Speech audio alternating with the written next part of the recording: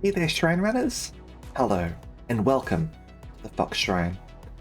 I'm Arexis, your host, and today we're going to be playing some more Please Be Happy. Hey there, Kuro. Hey, Tiberius. Hey, Rel, welcome. Hope you're all doing alright. I'm doing pretty well myself. Honestly, I just woke up. I decided to sleep in, and I also woke up to the news that Hades 2 is apparently in early access, and also apparently, like, even though it's in early access, it is bigger than the first Hades. So I'm quite excited about that. For those who've been watching me for a while, you know that I really enjoyed Hades, and like honestly, it's hard for me to not resist just like grabbing that right now. Like, I'm not normally I'm not like with early access games. It is a little bit funny for me. Like sometimes I try to stay away from them. Sometimes I do get them like really early. I'm not sure where I sort of sit with Hades, especially considering they say that it is very big, like right now, and like to the point that they've released it as version 0.9. So I don't know. I'll have a closer look at it, and I might decide what I want to do with it later. Who knows? Maybe I'll buy it and play it off stream myself, and when it like comes out of early access, I might play it for real on stream or something. I don't know. We will see. Anyway, let's start being happy with Please Be Happy, shall we? Alrighty then. Sorry to hear about having to leave your apartment, though. Hopefully you've got something lined up. Ooh, I needed that break. Alright. To it. So, we're apparently 13% complete. Let's get into it. So, Chapter 2, Day 2, the barista is always right. Oh, I had to go outside, fair enough. That's, much better. Alright. Aspen waves as I leave the bell house and start making my way to the library. I've had my fill of wandering around for at least a few days. If I'm going to be bored, may as well do it while I'm comfy. Yes, the sun fucking sucks. Job or not, Aspen is definitely right about one thing. I really need to find something better to do with my time. Apparently we do get to do something better with my time. It's over here at High Tai Tai Park. We don't get to go to any of these other places. They're all blanked out.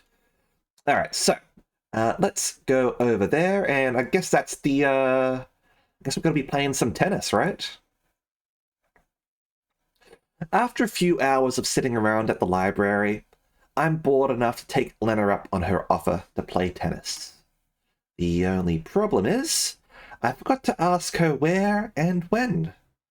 Sometime in the afternoon, I go down to the Bell House where an employee tells me both Aspen and Lena have left for the day. They give me directions to a place called High Tai Tai Park, which is where they say Lena mentioned before heading out. 27C is, it's reasonably warm for that time, certainly. And yeah, as you say, it is going to get hotter. Absolutely. I wouldn't mind it being 27C right now, to be honest. It's a little bit chilly for me at the moment. Yeah, that's what I'm saying. It is absolutely toasty for night. But right now it's midday for me. And it is less than that. Not much less, admittedly, but it is less than that. I follow their instructions and reach a big open area full of people on bikes walking, or just sitting in the grass. I wander around looking for any sight of Lena or people playing tennis. Honestly, like, I might be complaining about it being a little bit chilly right now, but, like, it's easier to warm up than it is to cool down, right? So. Finally, I spot the courts and make my way over. Out of the dozen or so people who are playing, it isn't hard to find Lena when I get there. Yeah! Nice serve!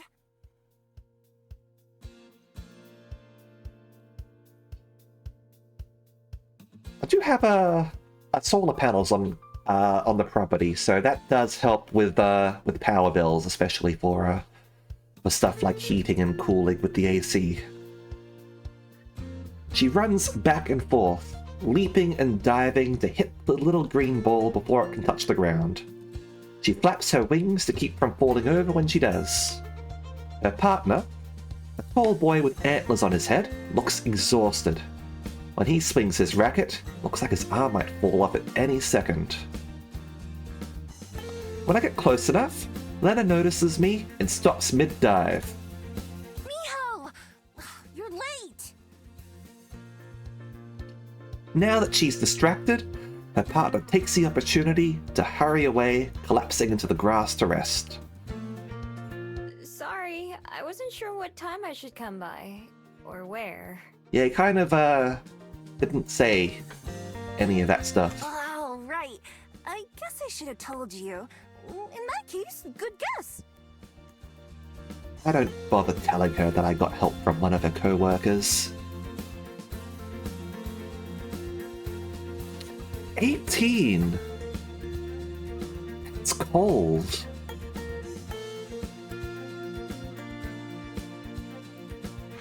Like, geez, I try and keep the temperature at like 24 or something like that.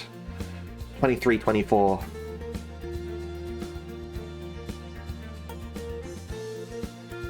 Lena picks up a racket from nearby and offers it to me. Ready to play? I guess so. I don't really know the rules though. Yeah, hit the ball over the net. It's fine. Me either. Just try to hit the ball, alright? Okay, I can do that. I take my spot on the other side of the net, trying to imitate the way other people are standing. That is important. You got to have a proper stance while you're playing tennis. Be ready for like forehand and backhand and all that. Alright, here goes!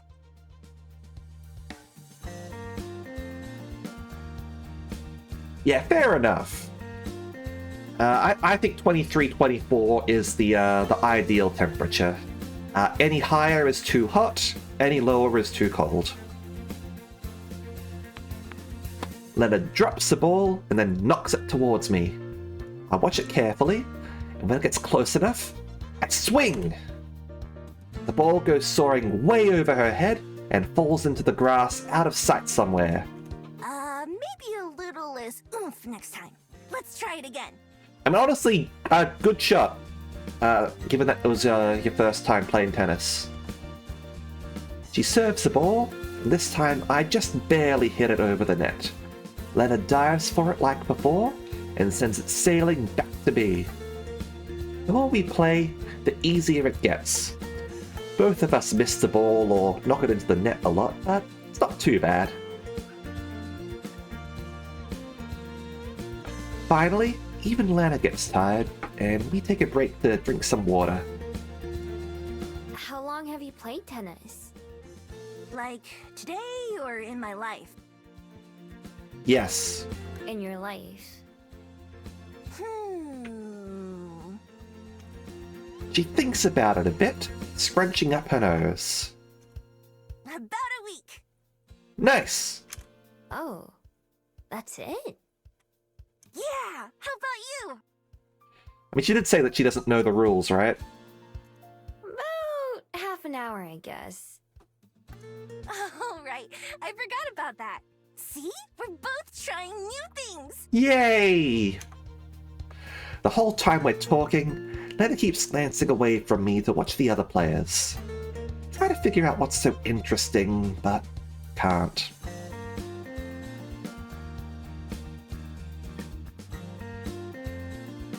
How so, Rel?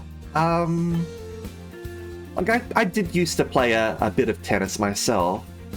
What's this superstition about 13 and tennis? Okay, break's over. Let's play some more. We get back on the court and play for a little bit longer until the end of the hour. As everyone else starts to pack up and leave, I follow Lena, puts away our equipment. The courts... Oh! Alright, fair enough. That is absolutely stupid. Honestly, I was recently talking with some other people about buildings and how some buildings miss the number 4 or the number 13.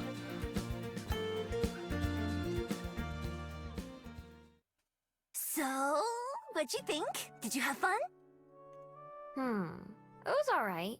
I wouldn't mind doing it again, but I don't know if I'd want to play all the time. I can see why some people enjoy it at least. I did find out that, like, on some, like, large streets, they do skip numbers like 420 and 666. Although the reason for that is not because of superstition, but because people keep stealing those signs. Having known a few people who have stolen signs before, yeah, fair enough. There are indeed sign collectors out there. What sign did you steal, Rel, if you were willing to share? Being outside is nice, and it was a good way to burn off some energy. That's good. They meet a few times a week if you want to come back. Is it a funny sign? Or just a stop sign? Fair enough. Well, that's actually, I was hoping for a funny sign. Oh well. Stealing a stop sign might be a little bit dangerous.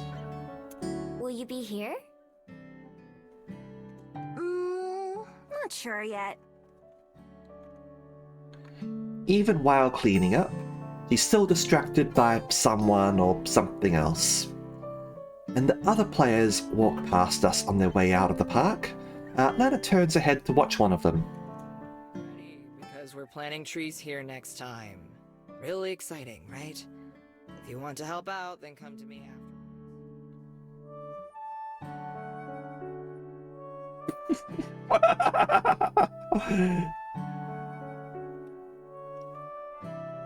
You nicked Kevlar from the Canadian Space Agency.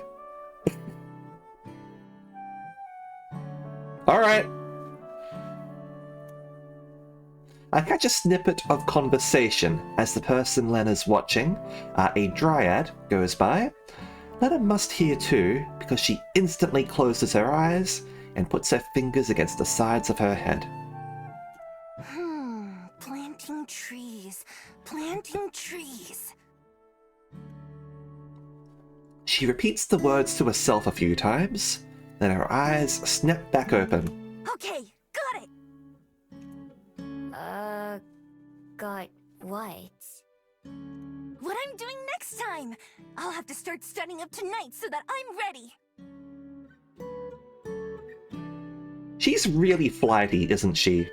Which is, just funny because she's got wings. That's a hell of a spring break. It certainly sounds like a hell of a spring break, that's for sure. Okay, if you say so. I'm pretty lost, but maybe this is just how Lena is.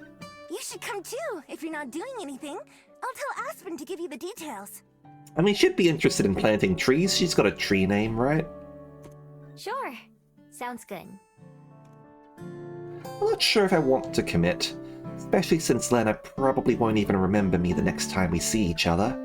But playing tennis wasn't so bad, so I should at least keep my options open. Good. Alright, see you then, Miho. See ya. Waving goodbye, Lena heads off down one of the paths. I take a different one that leads me out of the park and back to the library for the rest of the day.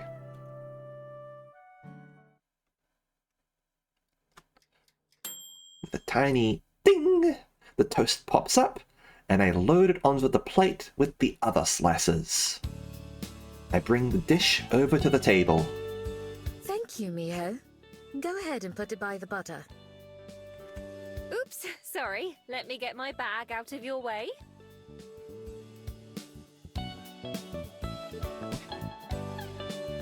Quite possibly. At the very least, I don't remember it. Once the table is set, the three of us sit. Gotten more used to the routine of breakfast and know when to do things like pass the salt and pepper without being asked. Every morning so far, we have the same thing, eggs and toast. But it's a lot tastier than convenience store food. There are different spreads and fruits to change things up. Okay, I'm changing that now. I forgot to change that last night. You don't need that on for now because we're delaying that. Alright, so let me disable that for now. There we go. And let's wait for that to not work until it is time for the actual Resi streams. Also, hey there, Mimi. How you going? Like usual, I'm the first one to finish eating, followed by Aspen, who stretches with a content sigh. Breakfast was as superb as always. Thank you, Juliet. It's my pleasure. The two of them saying this is part of the routine too. Usually, Aspen would be getting up right now to leave for work, except this time she doesn't. Don't you need to go, Aspen? Is this your way of trying to get rid of me? She peers at me from over the rim of her cup as she sips her coffee. Have we discovered weekends? Just writing for a thing? Pillows. Hope you enjoy yourself. Look, you're only as old as you think you are, and how you feel you are. Just don't pay attention to time like that. Nah, I haven't thought about that. I was just wondering. I'm not sure if I should be flattered. Anyway, I'm working a mid-shift today, so I don't have to go in until noon. Will you be writing then? Yes, I ought to. Have fun with writing. I'm about halfway through this draft, and I'm trying to finish it by the end of this month, so every minute helps. Oh my, halfway already? That's excellent progress. I look forward to reading it when you're finished. Don't give me too much credit, I still have to get there first, and you know how that's gone before. What sort of story are you writing, Aspen? All you can do is keep trying. Yeah, fair enough. What are you writing? A book. I've been working on it for a couple of years now, as long as I've been in Wellington. Whoa, you're only halfway done? How long is it gonna be? Only halfway! I wish it was as easy as you think it is. Yeah, books take effort. Like, not everyone can be like one of those authors who, like, writes a book like every year or even more, depending. It takes time to plan the story and prepare to write, and then even after the drafting is done, you still have to edit it and fix it. Of course, the more you write, the better you become at it. And so sometimes you notice flaws in your story that you didn't catch before, so you have to go back or start over. There is also the option to just publish, because if you keep on going back over, like eventually you'll never finish, right? How do you ever get anything done then if you're always getting better? Don't you just have to finish it eventually? Yeah, that's we're on the same page here, Miho. Well, like I said, it's not that simple. Aspen clears her throat. Anyway, it's difficult to explain to someone who's never written anything. Believe me, any writer would tell you the same thing.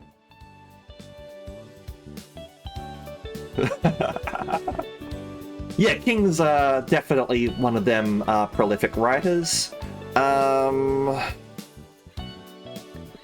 Brendan Sanderson is also quite prolific.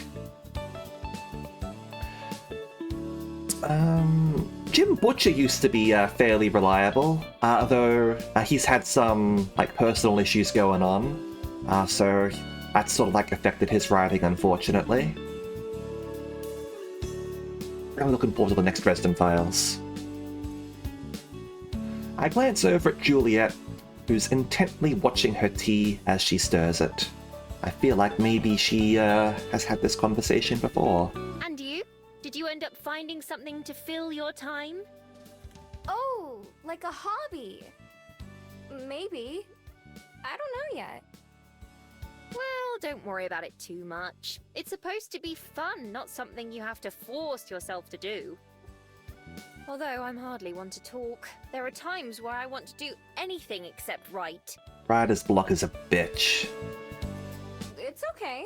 At least you have something. Julia told me about movies, so I might try watching one of those. Have you ever seen a movie? Yes. Yes, I have. Once or twice, I'm sure.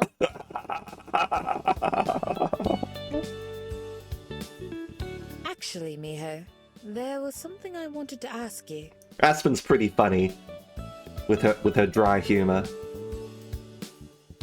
Enjoy your anger at this competitive fighting game queue. What's that? At least it's not League of Legends, right? Well, how would you feel about helping out around the library as a part-time job? I would pick that over the coffee shop. What if that's going to be like our route split or something? Choosing between either the coffee shop or the library. I'll pay you for your time, of course. It would give you something to do during the day, and it would be a great help to me. Really? But I thought you didn't need any help running the library. It's true that I don't need it. They're The both honor system has served me well for the day-to-day services, and I'm kept informed of any troublemakers. Okay, there we go. Look, if they're both part-time, then, like, no. Then that'll add it to full-time. I don't want to do that. Let's not work full-time. Full-time is a scam. Don't work full-time. But in addition to the kind assistance from Aspen in the mornings, I also have to reshelve books, maintain the check-in and check-out logs, and more. I don't mind those tasks at all. In fact, I find them rather relaxing. But without them, I'd be able to devote more time to other pursuits. If you're uninterested, you're more than welcome to decline. You needn't worry about being kicked out or disappointing me. I'm perfectly content either way. That's good to know. Helping around here doesn't sound bad at all. Doesn't sound very exciting either, but it's not like I found anything else I'd rather do instead. At least it's comfy in the library. And super convenient. Maybe grab the first in! You guys are all slacking.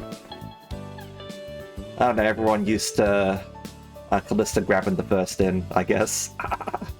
Put a coffee vending machine in the coffee shop, digital catalog in the library, and bugger off for a nap. Job's done. I think that a coffee vending machine isn't going to cut it in New Zealand if their coffee culture is anything like Australia's.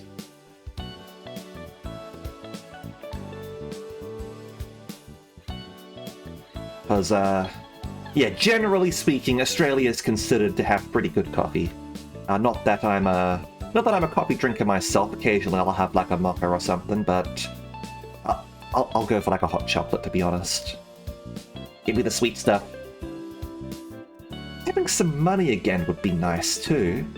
Be even better that there's no one trying to take it back. Alright, I'll do it. Yeah! Juliet looks a little taken aback. That was fast. Are you quite sure? Yeah, I'll try it at least. Of course. If you find it's not for you, then I won't be upset. Why don't you take the rest of the week for yourself, and you can begin on Monday? I'm sure I don't need any training. It's not like being illiterate is a handicap working in a library. Oh, Starbucks is not really a thing here. They tried to move into Australia and like almost all of their businesses ended up having to close. They couldn't compete. Yay! Points icon. Like there are still like a few Starbucks like here and there, but like they're hardly like doing well or anything. Okay, that sounds good to me. Excellent. I'll be looking forward to it then. The two of them chat a little bit longer before Aspen leaves to go right and Juliet goes to bed. I stay mostly quiet, thinking to myself. Job. Something I never envisioned having. Figured I'd just keep stealing until... Till... what, exactly? Not too sure. But I find my person, I guess. Gold has been all I've focused on for my entire life, but now, spending time here in Wellington is still making me plan things out in advance. When I stop and think about the future, it's a lot of emptiness and mystery. It makes me realize just how little I have to fall back on. That's why doing all these normal things like getting a job could be good for me. I don't know what might be useful someday. As for my person, I'm still always thinking about them and how I can find them. That part hasn't changed. For now, I'll just go with the flow and see where it takes me. She's sort of curious about like finding her person, which is the person who like met her while she was still a fox, and like gave her like a note, and she's trying to sort of like work that out, I guess. Okay, so looks like we've got a bunch of places we can go here. Looks like they've got like clocks on them. Will that pass the time for me? Let's save the game here and see how this works, shall we? If I were to go to one of these random places, would that lock me out from like the face places? I'm feeling a little aimless, so I decided to spend a day in the botanical garden, checking out the plants at my own pace. My leisurely browsing rewards me with some weird flowers I've never noticed before. They're green and red and shaped so weirdly. Almost look like they have little mouths with teeth. Oh, Venus flytraps. I know you're not really supposed to touch things in botanical gardens, but I just want to see what those weird teeth petals feel like. Poke. Ugh. Yuck! It's trying to bite me! What the hell? I reel my hand away as fast as I can, relieved to discover the plant has an extremely weak grip. As I do, it opens its maw back up, waiting for the next unsuspecting fool. Scary, scary! I didn't know there were flowers that could bite you. I'm gonna go look at some normal flowers now. I'll keep my hands to myself this time. Okay, so it does, take away from that. So I'm not sure if there's a reason why we want to be going to those places unless we specifically want to avoid people. So I'll go over here.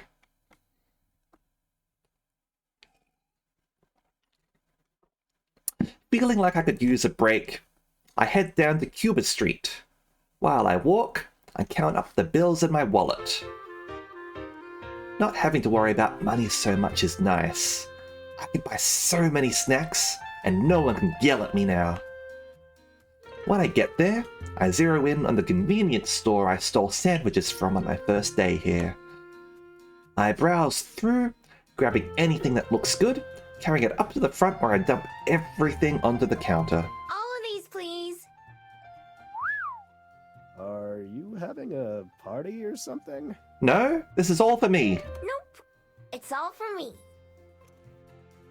The impressed-looking employee fills up a plastic bag with my bounty. Chips and candy and sandwiches. Now, to find somewhere to enjoy these. I don't want to walk all the way back to the library, but all the benches around here are full. Carry my bag up the street, and then down another, and another. Eventually, I reach a place I've never seen before. A large brick entrance looms over me, with a wide-open black gate. People are going in and out freely, so it must be okay. Not breaking and entering if everyone's doing it, right? Hey, TVPG, how you going? As soon as I step in, I'm surrounded by plants. It's green in every direction. I guess we're going to the botanical gardens anyway. I don't have to walk for very long before I find exactly what I'm looking for. A nice, quiet bench in the shade of a couple of trees. Plants indeed! As I'm walking over, something suddenly flies past my face. we're destined for the botanical gardens. First I think it's a bird or piece of cloth caught in the wind, but after a second I realize it's a fabled.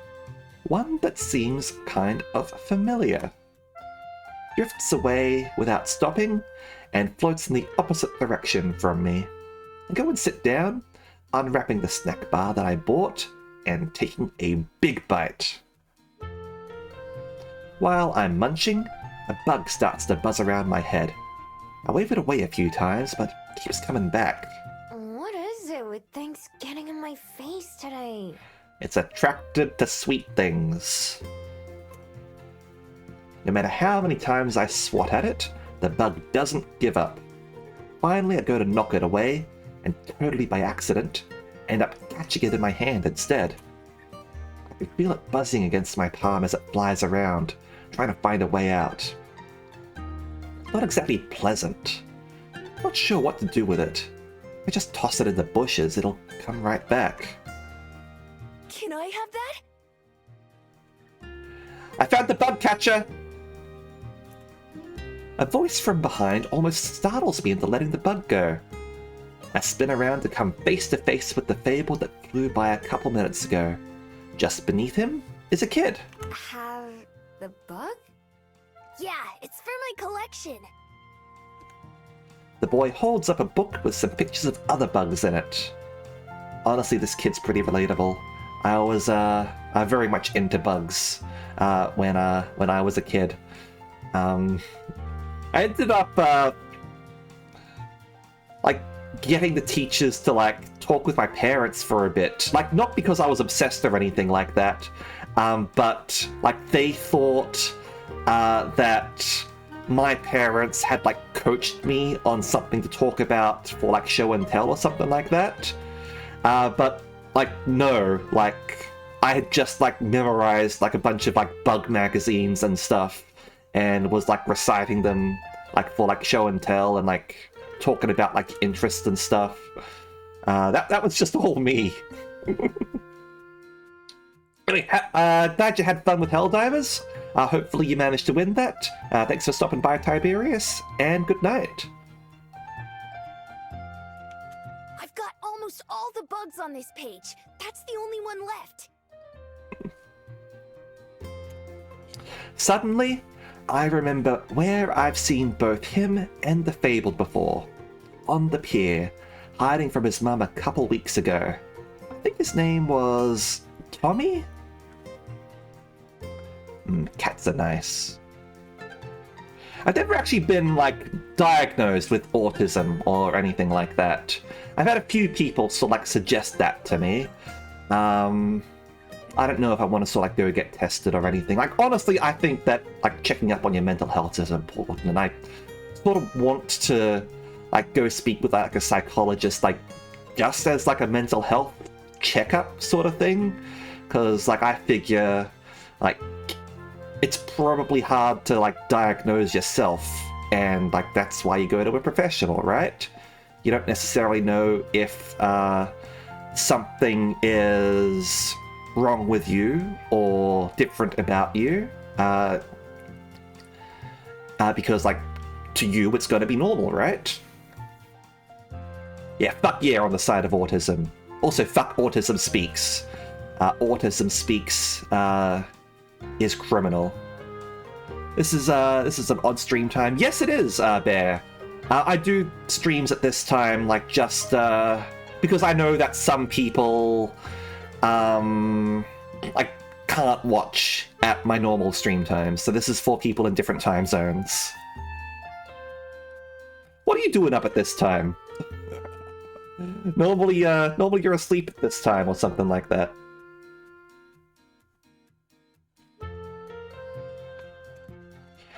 Took me a bit to recognize him since he wasn't pouting. Mom won't let me keep bugs because she says they're dirty, but Dad doesn't mind. So, can I have it? Please? Yeah, sure, you can have the bug. Okay, hopefully you feel better soon, Bear. It's just like a cold or something. He pulls out a little jar from one of his pockets and opens the lid. Well, it solves my problem, I guess. I dump the bug into the jar and Tommy quickly shuts it. Thanks.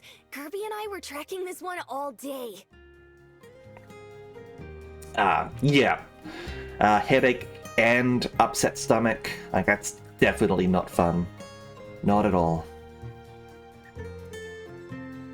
The Fabled bobs up and down in agreement. At least I think it's in agreement. All three of us turn at the sound of footsteps as someone else approaches us. My private spot has filled up pretty fast. Hi, bud. You catch anything good yet? Dad! Look what this lady caught! Tommy runs up and shoves the jar into the man's face. He takes it and inspects the bug inside. Oh, looks like a big one. Did you say thank you? Yeah, Kirby did too. Oh, is that what it meant when you bobbed up and down? Both Tommy and his dad stare at me like I've just said something crazy. Take an instinctive step backwards. You mean that... You can see Kirby? You mean he's real?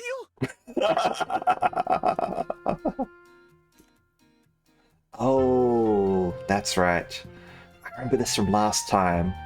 No one except Tommy can see Gerby. I'm seeing this kid's imaginary friend, but he's not so imaginary. Tommy and me, apparently. Yeah, he's floating right there. He has a purple flower on his head, and on his sides. I point to Gerby. Although the little Fable doesn't have a mouth, its eyes crinkle up in a way that makes me think he'd be smiling. Wow, she can really he was real. Told you! Tommy's dad whistles in wonder. You sure did, kiddo. He turns to me. Not sure how you did it, but you're the first person I've met who's been able to see Gerby. I've heard lots about him, of course. My name's Elijah, by the way, and I'm a reporter for one of the local papers. Mind if I ask you a couple questions? Yeah, this is a original English language visual novel. The developers have done a few other games.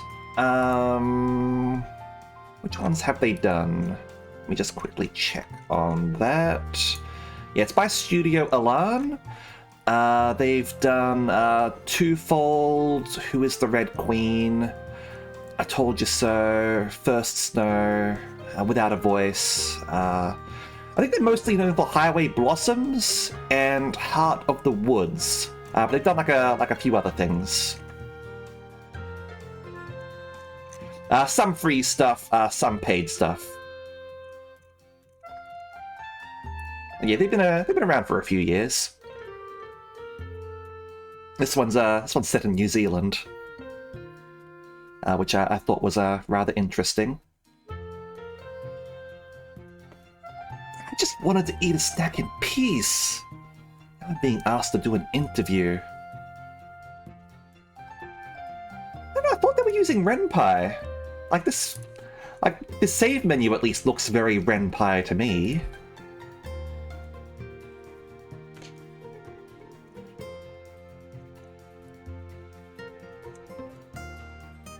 Does it mention what their does it mention engine elsewhere? I don't know. I definitely feel like it's in Ren'Py. Honestly, Ren'Py is pretty solid as a visual novel engine, so I see no reason not to do that or anything. They do seem to have, at the very least, a lot of Ren'Py games let you sort of scroll up and go back to choices, which is sort of a default sort of thing. I wonder if the help thing mentions anything here. No, it's not like a default Ren'Py menu either. So if they are using Ren'Py, they've definitely modified it from standard. Oh, it isn't Ren'Py. They're using Unity. Okay, thank you very much, Possum, for letting me know. Because yeah, I assumed Ren'Py, but then I started looking at the help menu and all that. I was like, if they're using Ren'Py, they've definitely modified it a fair bit. Well, fair enough. I wonder if they're going to be using Unity in the future, though, considering how Unity managed to fuck things up. My discomfort must show, because Elijah waves a hand just like when I was trying to wave the bug away. It's fine, it's fine. Forget I asked. Didn't mean to put you on the spot. I'm just not very good at talking to people.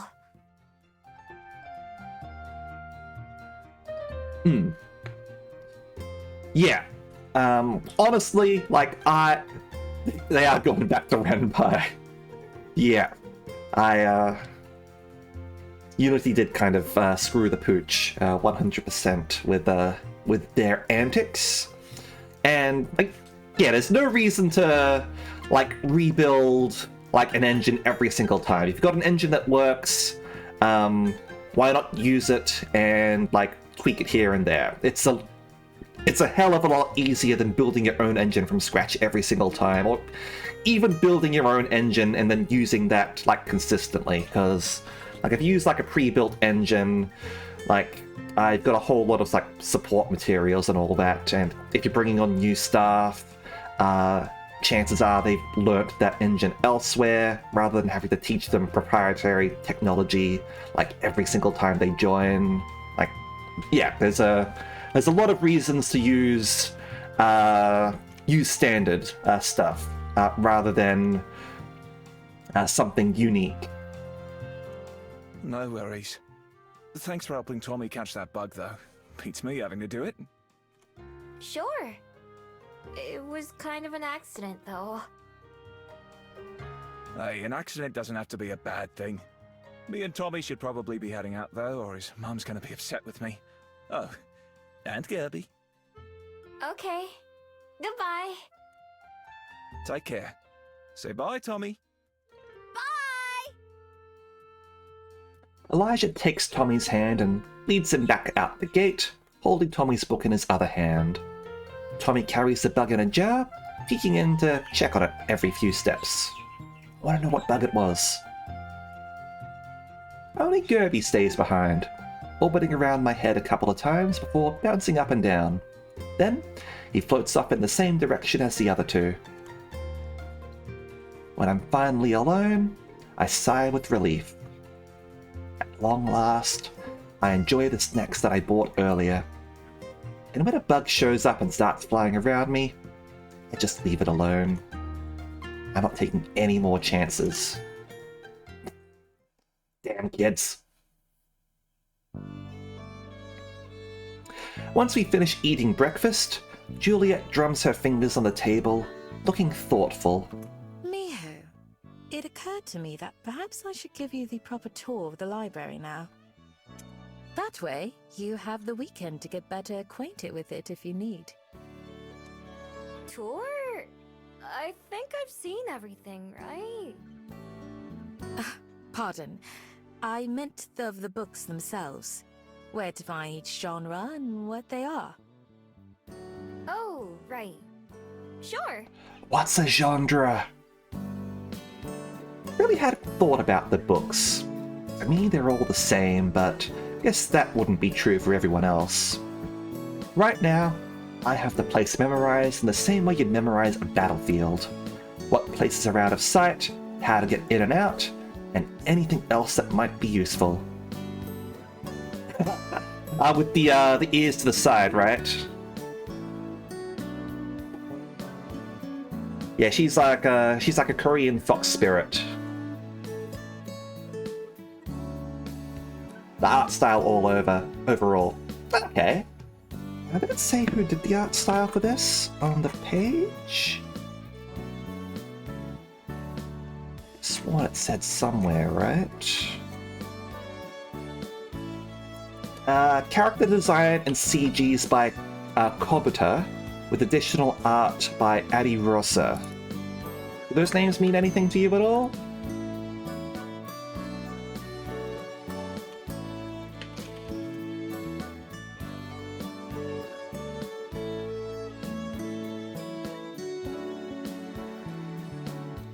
Yep, fair enough.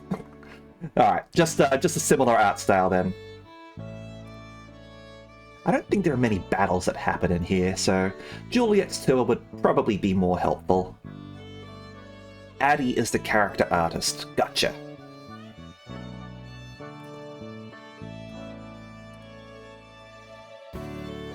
Okay, so Kobuta probably did the designs, and Addie sort of like polished it up, huh?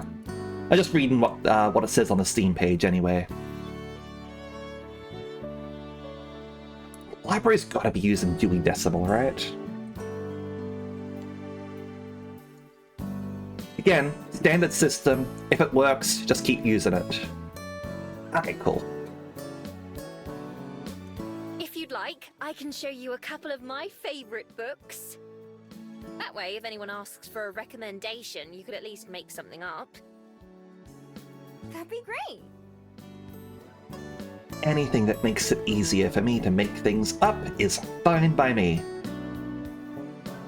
Use the Juliet memorized all the random places you put stuff system. That's a horrible system.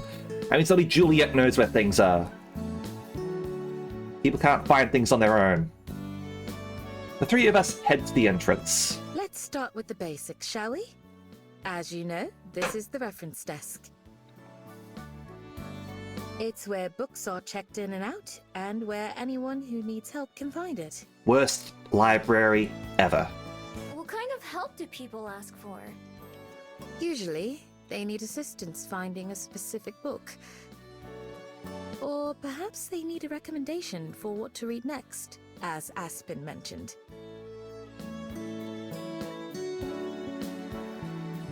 Okay. I'm not familiar with the universal decimal system. if they...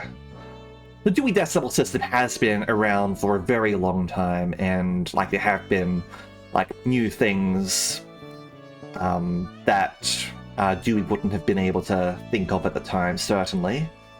So, yeah. Possibly there's a good reason for updating it, because maybe not everything is going to fit in nicely with the Dewey Decimal System. Hope they like the same books as her then. Don't worry, I'll think of some that are more popular. Not my real favorites, which most people would be too bored to finish. Juliet leads us into the actual rows of shelves. I stare down the books as I pass by, committing as many details to memory as I can.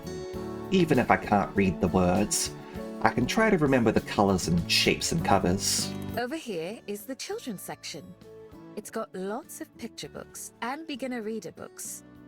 The shelves are shorter too, so that children can reach them more easily. What kind of children are reaching these books? Oh, I've seen some of those around. Are adults allowed to read them too? Of course. Parents read to their kids quite often. Some people read them for fun, too. I assume because Dewey is so universally widespread, it is hard to change from that standard. Like, once you have, like, a really big and widespread standard like that, it is not easy to change.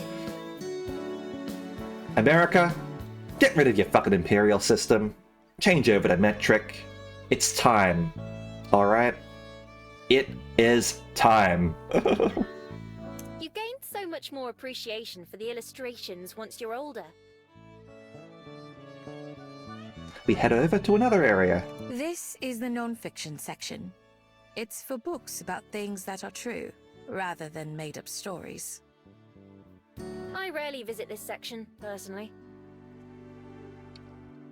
In a shady corner near Aspen's favourite table, Juliet taps a small sign hanging on one of the shelves.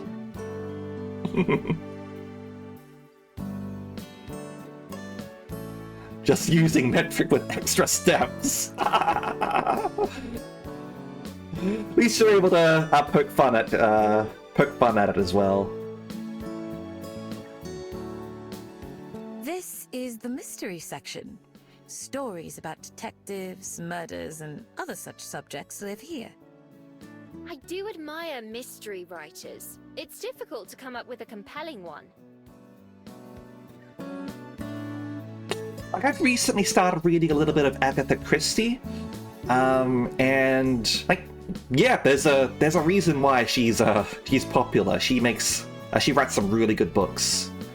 One day I'll have to get around to some of the Arthur Conan Doyle Sherlock books at some point. I think those would be a good read as well. I'll have to check out who does the audiobooks for them. Yep. We go around the whole library like this, with Juliet and Aspen pointing out all the other sections. Finally, we come to a stop back at the desk where we started. Oh, yeah, we're talking briefly about like detective novels. And like, I was just reading some Agatha Christie recently, and possibly wanting to get into some Holmes at some point. Know that Arthur Conan Doyle is not Agatha Christie or anything like that, but by Stephen Fry, nice. I was literally wondering who did the audiobooks for Holmes, so yeah, that'll be worth checking out. Absolutely. Discworld is great. I've mostly only read it like here and there, rather than sort of like reading them like book 1, book 2, book 3 or anything. I just sort of like go down to the library and grab one of the Discworld books and read that one, because I was looking for something to read. But yeah, Discworld, great books. 100% recommend those ones. The collection you have has 4 words for each of them. Okay, that's cool.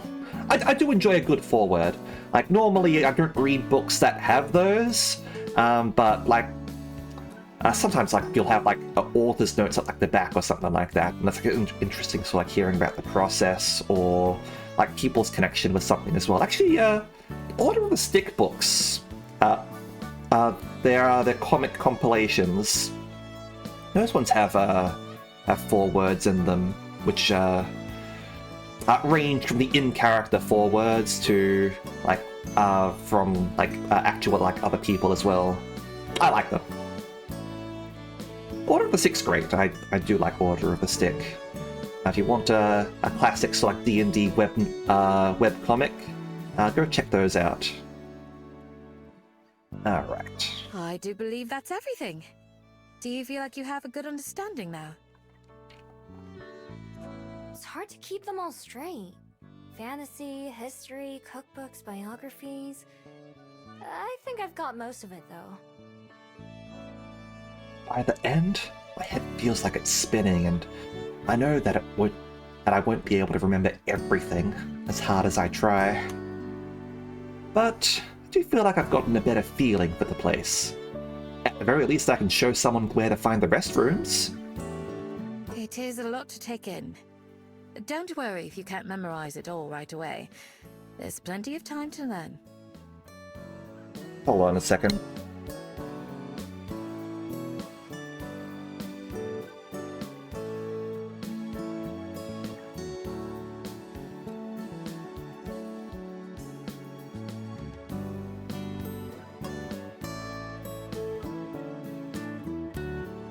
Sorry about that, just had to block a spammer. I fucking hate phones for the phone part of things. I just want a computer that I can use everywhere. I don't need this fucking phone. The actual phone part of the phone is the worst part. Even I forget where things are sometimes, and I've spent more time here than at my own apartment. Thanks! It might take me a while, but I'll get it eventually. I know you will. I have the utmost confidence in you. I'm going to do this. May as well try my best. Maybe something good will come from it, and if not, I can always just leave. Want me to show you the books I was thinking of now? Sure! I'll be off to bed myself then. Have a lovely day, you two. Time to go back to the Palm Pilot. Alright. Anyway, I'm going to take a brief break for a couple of minutes, and I will be back shortly. Need to go and fill up my drink anyway. Alright. Be right back.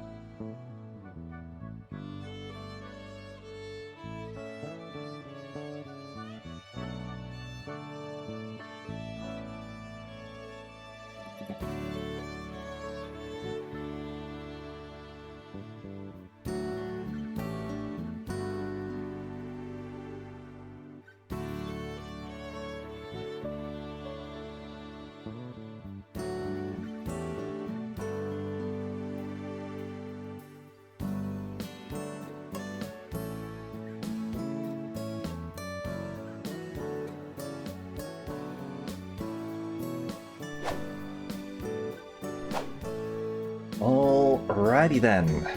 I have returned. Hopefully you all had a good break. Use that time to go and grab yourself a drink. Go stretch a little bit, because those things are important if you're sitting at the computer for a while.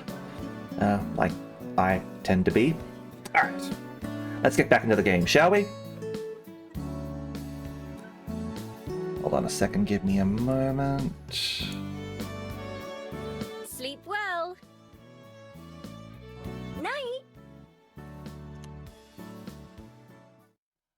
Juliet heads upstairs, while Aspen and I go back to the shelves. To start with, She leads the way to the fiction section, which is easy to remember since it's the biggest. Aspen runs a finger across the books as we move down an aisle. I see her scanning the titles before she stops and taps the spine of one. here we are, Wuthering Heights. Oh boy. I just returned this one recently after finishing my annual reread. It's a very tragic love story. The main character is rather terrible, I must confess, and there's an awful lot of death. But despite all that, it's beautiful. The description definitely isn't what I was expecting. People really like to read that stuff? Yep. Sometimes, yes, you read to experience all kinds of different feelings. Besides, I think there's a kind of sad beauty to doomed romances like that. It really does put life in perspective. If you say so. You don't have to take my word for it. I'm sure you'll see for yourself once you start working here. In the meantime, Follow Aspen to the other side of the room, where there are a couple of smaller racks of books near the corner. do you enjoy poetry? You mean like races and stuff? Guess they're okay. That's pottery. Poetry is... She clears her throat. prose. Words in their best order. Poetry, the best words in the best order.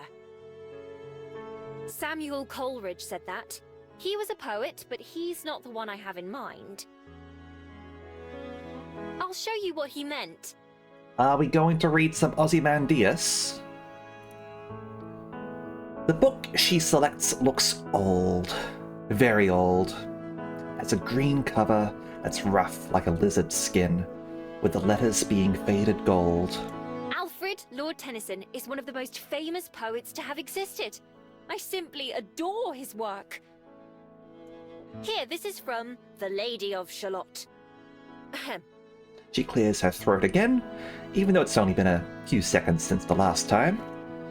Willows whiten, aspens shiver. The sunbeam showers break and quiver. In the stream that runneth ever, by the island in the river, flowing down to Camelot. I barely heard past the first line. Aspens! Like your name! Does it come from this poem? If only. Aspens are a type of tree. Mum loves them. More than she likes poetry, for sure. I do wish I'd been named after it, though. She reads me the rest of it, which ends up being pretty long. It's kind of hard to follow, but imagining the fields and towers that she talks about is nice. In fact, pretty sure I've been to Camelot before. Some of the details in the poem aren't quite right. Anyway, even if I don't really understand the poem, it's nice to listen to Aspen reading it. Plus, there's no way I'll forget what that book looks like. Alright, last one. I thought 3 would be enough to start, but you can always ask me for more recommendations if you need. I could suggest books until lunch, if I didn't stop myself. I might someday. Even though I lived in the library for a few days now, I never really knew how many different books there were out there before. Oh, believe me, this library isn't even a fraction of what exists. It's not that big for a library, in fact. Just huge for a personal collection, which is really what it is. How many books have you read? I couldn't even guess. Definitely hundreds. Maybe thousands? I don't think I'm at the thousands level. I'm definitely at the hundreds level. I've never tried counting, but perhaps I should now that you mention it. It would be nice to look back on someday. Okay, here we are. The book she takes me to is laid out flat on an end table where more people can see it rather than on the shelf. Everyone knows the story of Peter Pan, the boy who never grows up and can fly. I was hoping for some Don Quixote. Everyone except me. Now you do too. Peter has a darling fairy friend named Tinkerbell, and he fights the Darcyby pirate Captain Hook. Peter leads a group of boys called the Lost Boys, and they cause all sorts of trouble for Neverland, where they all live. What do you mean he never grows up? In Neverland, you never get older. So he stays a young boy for his whole life. Even when the girl he loves, Wendy, grows up and gets married, and someday dies. You sure do like sad stories, huh? I suppose I do. It's as Peter Pan himself says. To die would be an awfully big adventure.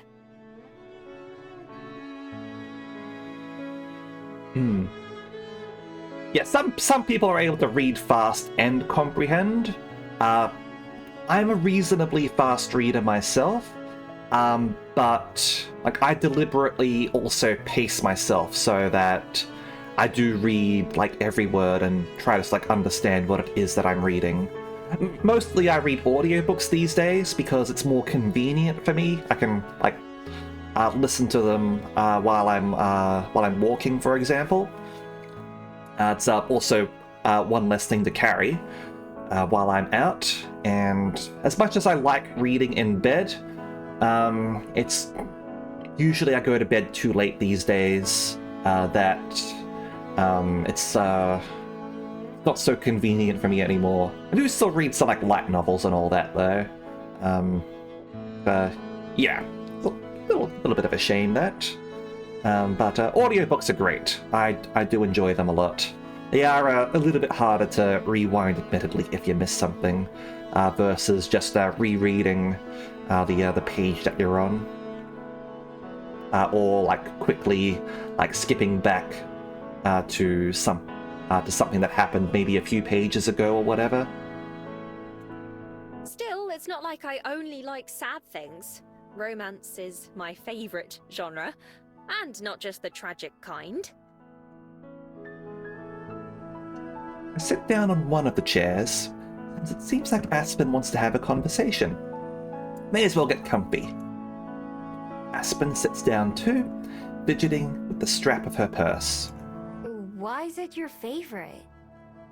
Why? Well, Her hands stop moving while she thinks. In a book, things can be much more perfect than in real life. A moonlit balcony all alone, or a sunset kiss on the seashore. Real life is considerably messier. I've never been in love before, although I think it sounds quite nice. As I said earlier, people read to feel things. So until that time, living vicariously through other stories is enough. What about you? What about me? Do you ever hope to fall in love? I assume you haven't been in love before, but maybe I'm wrong.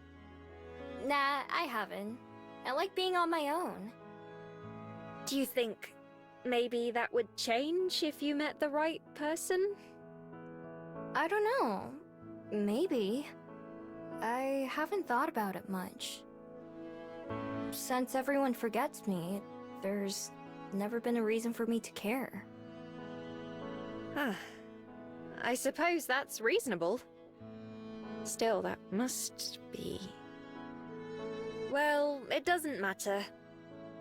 Do you ever watch movies? Or TV. Just about everything has a love story in it nowadays, not just books. Thought we already established this. No, I have not seen any movies. Nah, not in a long time. How long? He sure asks a lot of questions. They jump around topics so much, too. I don't really mind, but I have to try hard to even remember the answers.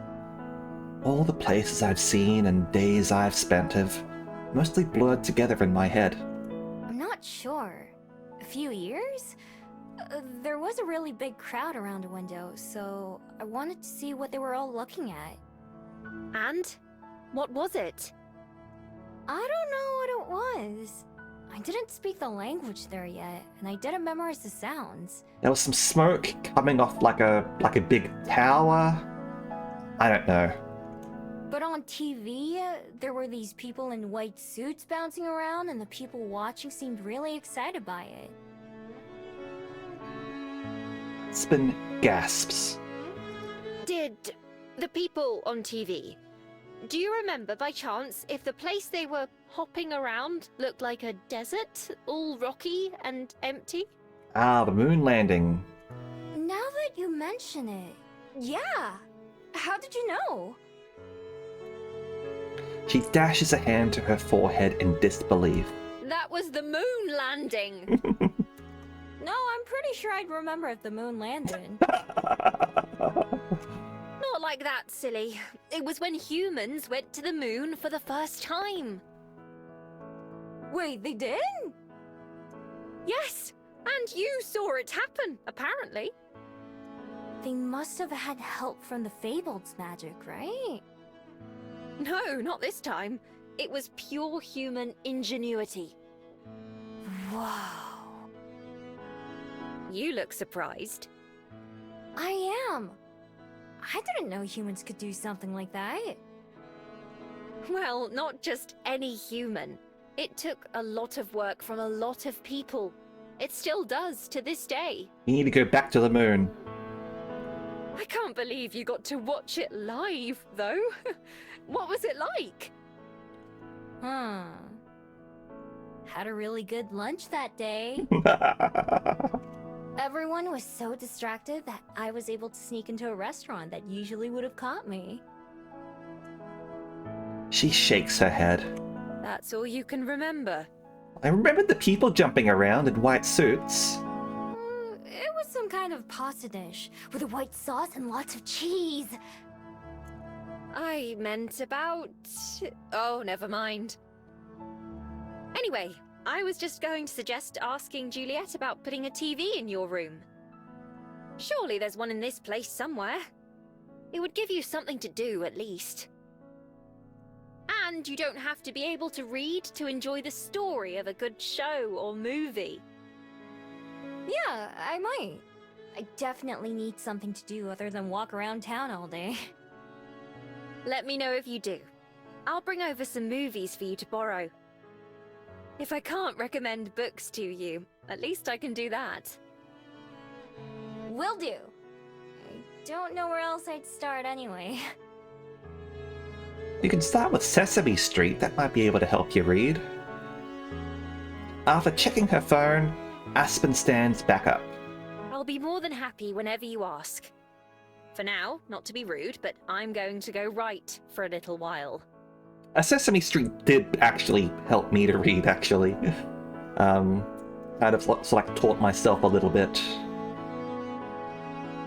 I'm working on the last couple chapters of this book before I'm finished, and I want to be done with it as fast as I can. Oh, sure. Good luck. To tell the truth, I'm always a bit relieved when someone else ends the conversation for me. I never know how to do it myself. I wave goodbye as Aspen goes off to a table by the window, pen in hand. Within moments, she's hunched over her notebook, writing. Alright. Well, we're able to go someplace else now. And honestly, I figure because there's an icon over here, we will go over there. So let's save here. And let's go play some tennis. Since I don't have anything better to do, I decide to head back to the park to see Lena. Aspen told me where and when I could find her, though we both know that Lena won't have any idea who I am. Making sure that I see Aspen and Juliet every day is hard enough as it is. Although I like Lena, I don't think I could put in the effort to have her remember me too. Maybe if she started coming by the library in the mornings like Aspen does. Though I'm pretty sure that that's the last thing Aspen would ever want to happen. I go back to the park where we played tennis and wander around searching for Lena. Takes a bit longer since I'm not looking for something as obvious as a tennis court, but I finally find her in a group of people near some trees. All of them, including her, have shovels in their hands and are working on digging holes. Finally, something I'm good at. Although compared to tennis, it looks more like a punishment than a hobby. I walk over to Lena, who's barely made a dent in the ground. She waves when she sees me, but not in a familiar way. Hi there! Here to volunteer? Maybe? Volunteer for what? To save the planet, duh! What does it look like we're doing? Digging in the dirt? Exactly! We're planting new trees to, help beautify the city of Wellington by promoting natural resources. I think. She says the second part like she's reading off of a label or a sign. If you want to help out, go talk to Cyrus. He'll get you all set up. Lena points over at someone that I sort of recognize. The Dryad that Lena was watching when we played tennis. Since I'm here, I may as well give it a shot, so I follow her instructions and walk over. Hi there. I'm here to help out. Welcome aboard. I'm Cyrus. Here's a sapling and a shovel. Cyrus holds out a shovel in one hand and a small bucket with a tree in the other. I take them, doing my best not to drop the sapling. I suppose I wasn't sure how to expect like Dryads to sound, right? He sounds very bored. Okay. I'm Miho. What do we do now? First you dig, then you plant. Then you do that over and over until you get bored and go home. That sounds easy enough.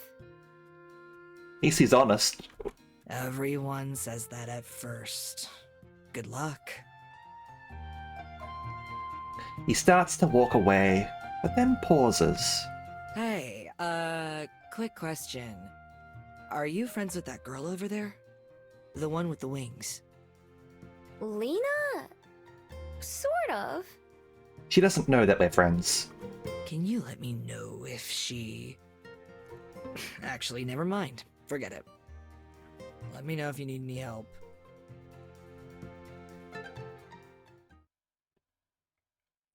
This time he really does leave, walking around to check the progress everyone is making. Now that I am all set up, I take the things he gave me and go back to where Lena is. Good to go? Since you're new too, let's have a race. We can see who plants more trees by the end. Before I can respond or even think about it, Lena starts furiously hacking at the ground. Dirt flies like when I was building my den. I watch her for a second, and then start on my own. I don't really want to compete with Lena, so I go at my own pace. A little awkward. I could do this in seconds as a fox, but using a shovel feels strange and inefficient. Muscles I didn't even know I had start to feel sore. Only a few minutes later, Lena sprawls on the ground in exhaustion. She's only halfway done at best. I didn't think it'd be so hard to dig a hole. While she's laying there, Cyrus comes around on one of his inspections. He stops and examines both of our handiwork. Nice job, Miho. You're a natural. Lena? Good effort. Good try. Lena leaps to her feet, using her wings to propel herself into a standing position. I wasn't taking a break. I was, testing the ground to see if it might be softer over here. Look, this one will be even better. You're just going to end up with a whole bunch of half-finished holes. Before our eyes, Lena starts to attack the ground again, even faster than when she started racing me. Dirt sails over our heads as she tosses it away from herself, with some of it falling onto Cyrus's head. He looks strangely resigned. Just don't hurt yourself, okay? I don't want to have to carry someone to the hospital again. Carrie? I mean, again? Lena asks questions without stopping her work. It's a long story. Anyway, just be careful. As he begins to leave, Cyrus puts a hand on my shoulder. I tense up, but manage to not shake it off. Keep an eye on her, would you? I nod, and Cyrus walks away. As soon as he's out of earshot, Lena comes to a halt. Miho, right? I need you to break my arm. Alright, left arm or right arm? You... what? Yeah, maybe that's a bit much. Maybe just a finger would be enough. Why would you want to do that? Oh, you're right! A broken leg would make more sense. You know this is a volunteer thing, you can just walk away, right? I'm not entirely sure we're having the same conversation. I decide to try a different approach. So, are you and Cyrus friends or something? Friends? Kind of. Unfortunately. You don't want to be friends? I want to be more than that! Oh, I see. For the first time ever, Lena looks around after speaking, like she's worried someone might have heard her. Like... best friends? Roommates, maybe? More than that! Like boyfriend and girlfriend. Hand-holding. Oh... Surprised Pikachu. That explains why I didn't understand. How's that going? She sighs, and her wings droop. Well, you just saw pretty much. I know Cyrus from ballet, but I quit ballet, so I only get to see him at other stuff like this. But he's always trying something new every week, so I do too. Ah, so it's not that she's flighty, it's that she's stalking him. But it's kind of hard to talk to him, especially when he's so busy. When I heard he was gonna come plant trees, I had no idea he'd be in charge. So I can't let him think I'm a slacker or bad at tennis. Not when he already thinks I'm a quitter. I think I get it. What if he's trying all these things to get away from you, though?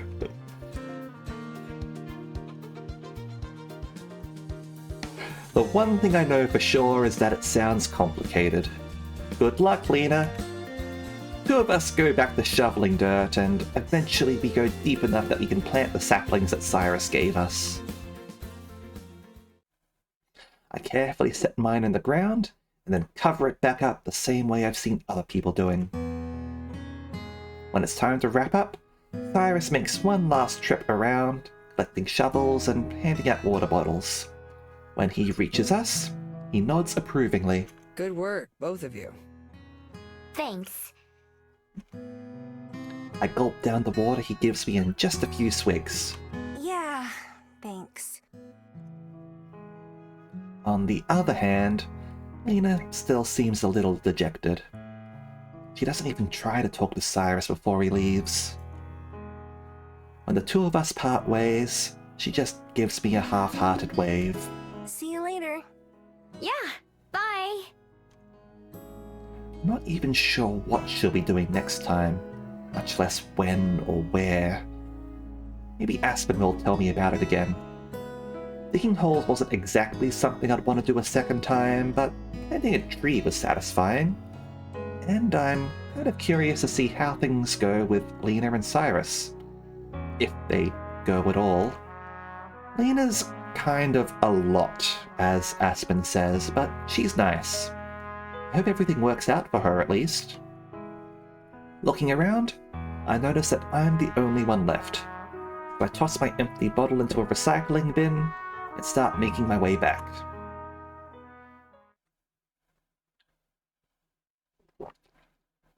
Alright. Oh, there's an exclamation mark over there. That feels like it's important. And it's also the kid again, and possibly his mother? Alright. Let's save the game here. And let's proceed.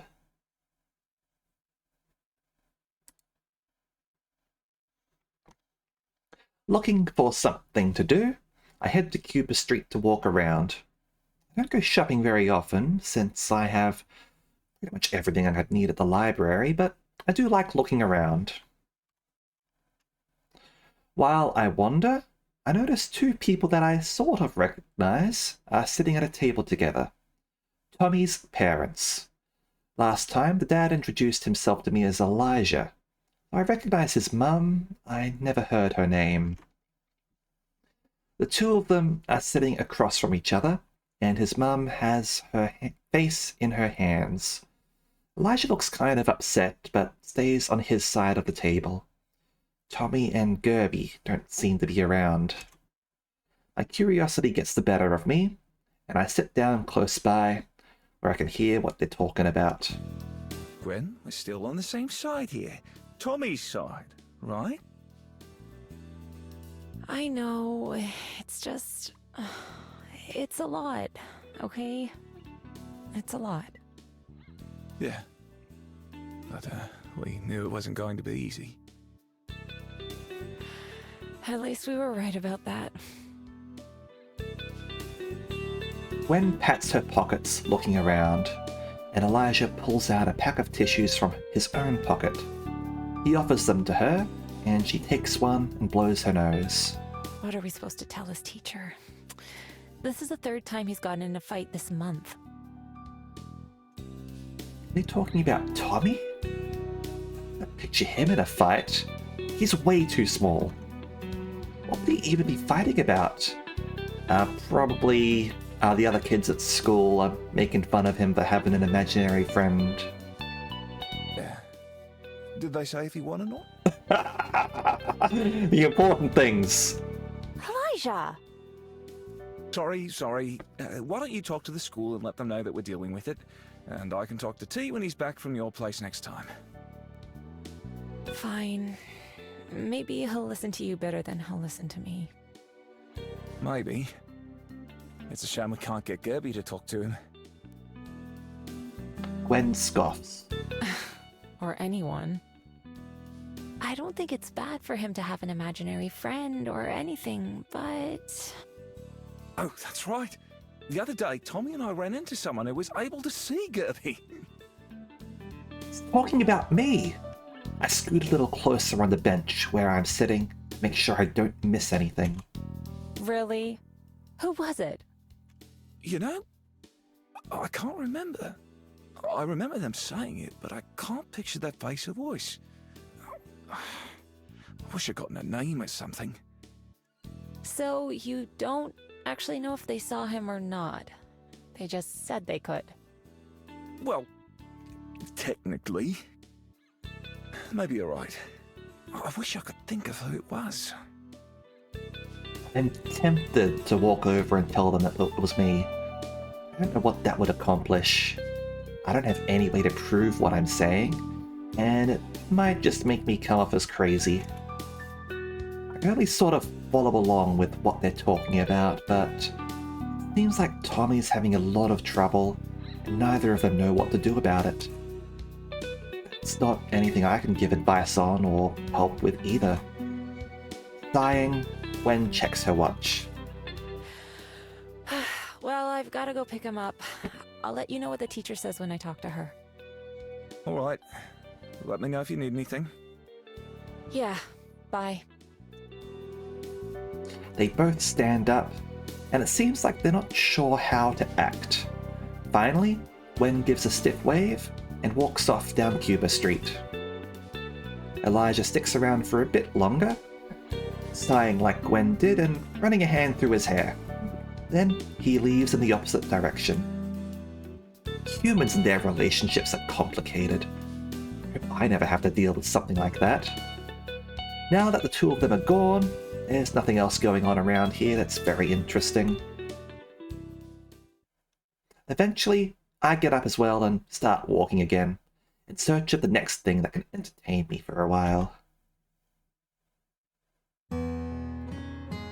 And after another day spent entertaining myself around town, I decide to take Aspen's advice and ask Juliet about a TV. The light is on in Juliet's study, meaning she's in there. I knock on the door and get an instant response. Come in. Study hasn't changed at all since I was here a couple of days ago, but there aren't any bats in the corner this time. It's just me and her. Hi. Good evening, Miho. What brings you here? I'm a little bit worried about how to do this. Usually just take something I want. Lately, I've started saying yes when people offer me things, but going in and just asking for something? Well, I'll have to do it sometime. I had a question. Yesterday, Aspen said I should ask about getting a TV in my room. That way, I'd have something to do. Oh, that is a good idea. I take it today wasn't particularly exciting either. Not really. It was fine. Nothing bad happened. I'm just... I digged in the dirt. I don't want to say I'm bored. What if she thinks I'm blaming her? Or ungrateful? I bite my lip, trying to think of a better way to put it, but she seems to read my mind. Bored? It's all right, you can say it.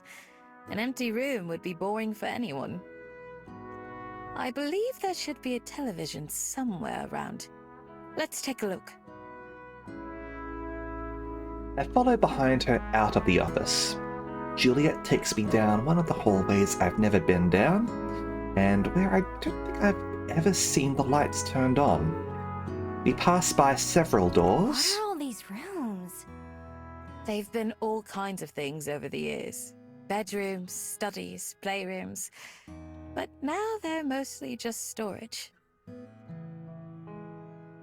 We stop in front of one door, indistinguishable from the rest. I believe this is the one.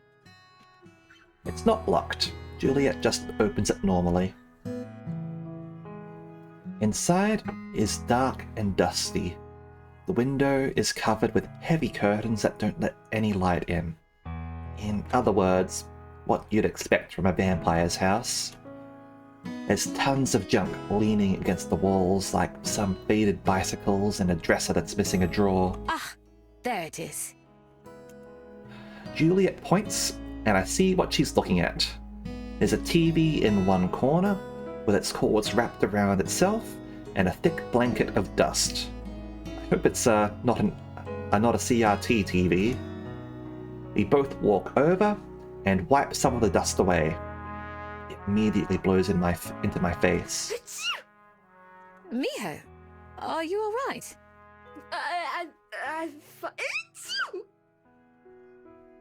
Still, I back a few steps away. As you can tell, it's been a while since I've come in here.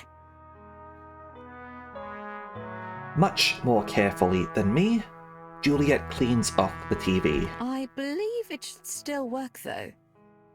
Okay, I can move it to my room then. It's alright. I can take it.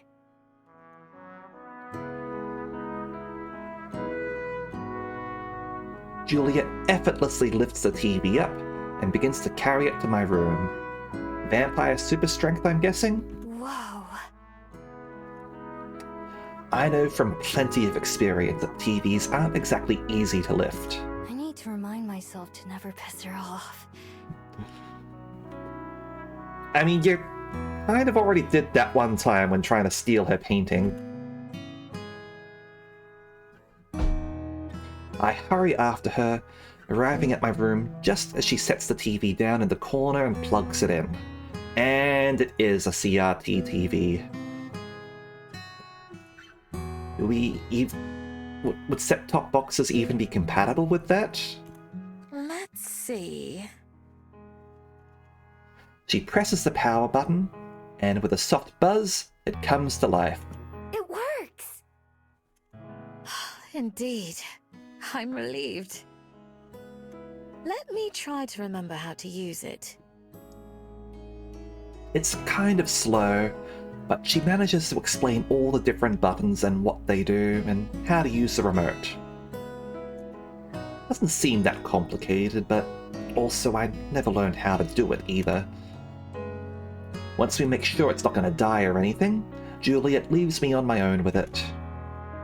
I change through all the channels, getting an idea for what there is. There are some channels with cartoons, which I know are meant for kids. Not true. That is definitely not true. Want me to save the game here? Alright then, Callista, I can do that. Here we go. How you going? There are also some shows with real people in them, but they don't make much sense to me. Maybe if I watch them from the beginning. Well, going slowly is better than not going at all, right? There are also plenty of ads. I recognize more products than I do shows. That probably has more to do with my lifestyle than anything else, though. Even flipping through stations constantly, I do find myself having much more fun than if I was just napping or walking around. I see why some humans do this all day. Yeah, totally understand that, that sort of like after-stream hangover. I don't know if there's like an actual term for it or anything, but yeah. Streaming do be tiring. Eventually, I go back to one of the cartoon channels. Even if they're for kids, they're easier to follow along with. I pick one and leave it running, climbing into bed to watch. I end up spending a few hours watching until I fall asleep that night. Having something else to follow along with and think about is a nice distraction from having my own doubts and worries creep up on me. If this is what a normal life is like, then maybe it's something I could get used to after all. Alright, let's save the game here. I'm gonna save over that one, to be honest.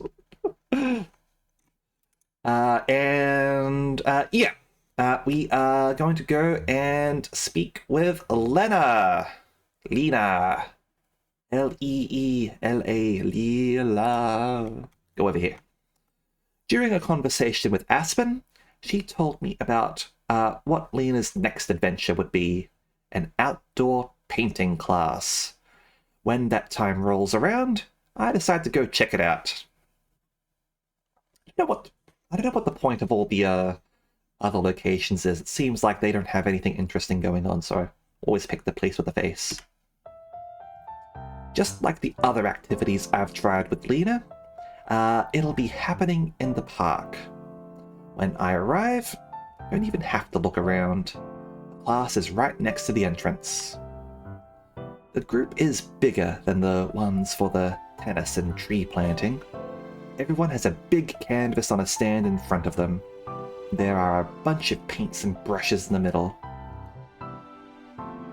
Lena's easy to find like always, and I see Cyrus on the other side of the crowd, away from her. Seems like he's not the one in charge today. A friendly person in a paint-stained apron sees me arrive and helps me choose a canvas and some art supplies, and then sends me to find a spot. Naturally, I head over to where Lena is. Hey, mind if I set up here? Oh, sure. Are you new here? Yeah, this is my first time painting. Me too. Wanna have a Race! Actually, maybe you shouldn't race when you're painting. Have you heard of speed painting? I take a peek at what Lena's been working on. Doesn't seem like there's a particular topic, so everyone's painting is different. Lena's painting is a picture of a young swan with a pink flower on its head. It's surprisingly great. This is amazing for your first time. You think so? I mean, of course it is. What are you gonna paint? I don't know yet. Let's see. Let's paint Lena and Cyrus. There are a bunch of different sized brushes and a variety of colors. Having so many options to choose from makes it harder, not easier to decide. Maybe I should go for something simple, like a tree. Choosing a brush and a shade of brown, I get to work. Alright, everyone.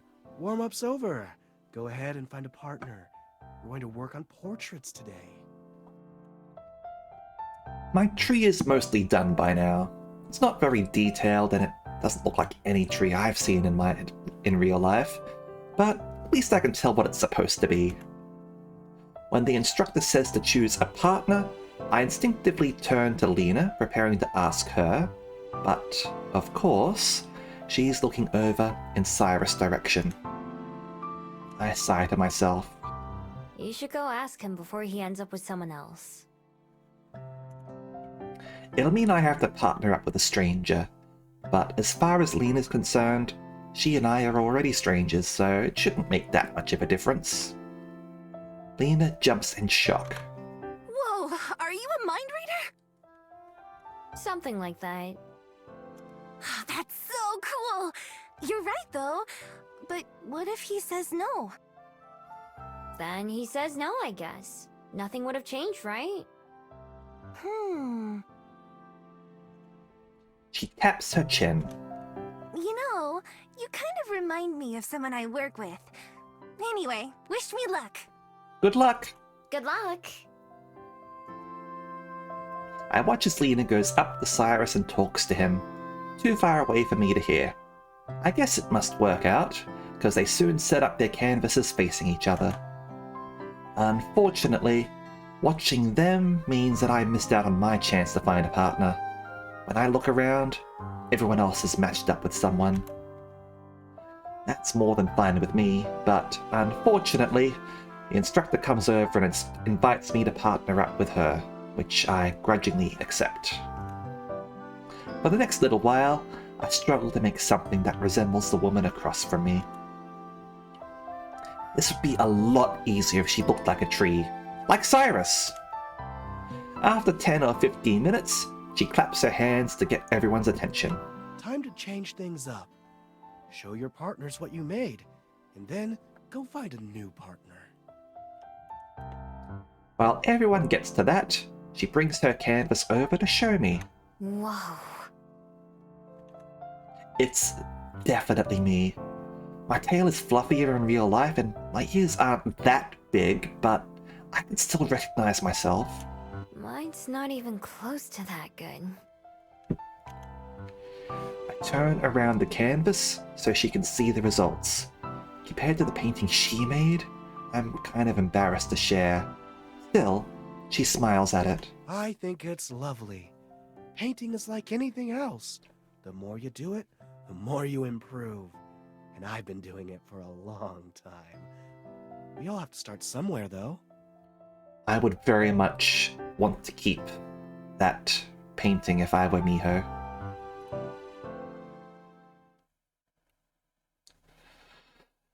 The moment the instructor and I are done talking, someone taps me on the shoulder. I turn around to see Lena. Hey, let's be partners. Sure. Secretly, I just think to myself about how I'm getting paired up with another good artist. The instructor blows a whistle to signal the start, and Lena and I both get to work. So, how'd it go? How'd what go? I know she can't have gotten me that quickly. Talking to Cyrus. Oh, that. Using a few shades of pink and white, I managed to paint something that looks passably close to Lena's clothes. If I squint a little, at least. I got too nervous to really say much, so we just painted each other until it was time to switch. In the middle of a brush stroke, Lena suddenly drops her brush in horror. Oh no! What if he thinks I'm boring? He could never think that you're boring. I don't think anyone could think that about you. Yeah, but what if he does? This is not good! Leaving the paintbrush in the grass, Lena closes her eyes and puts her fingers to the sides of her head like she did back at tennis. She must do that for at least a minute, while I just keep working on my painting. It looks more like Lena than my last one looked like the painting instructor, but I already know her wings are gonna give me trouble. Okay, got it. I need you to do me a favor. Do you need me to break your arm? What is it? When we change partners again, I need you to go partner up with Cyrus, and then you can ask him what he thinks about me. Don't just straight up ask him though, that'd be too obvious. Try to see if you can get him to say it without saying it. So just go up to him and stare in his face? Gotcha. Say it without saying it? Yeah, you know, like, She makes a few gestures that remind me of charades. No idea what she's trying to say. Okay, I'll try. Thanks, I owe you one. I'm not even motivated by that, because it's not like she'll remember long enough for me to ever cash it in.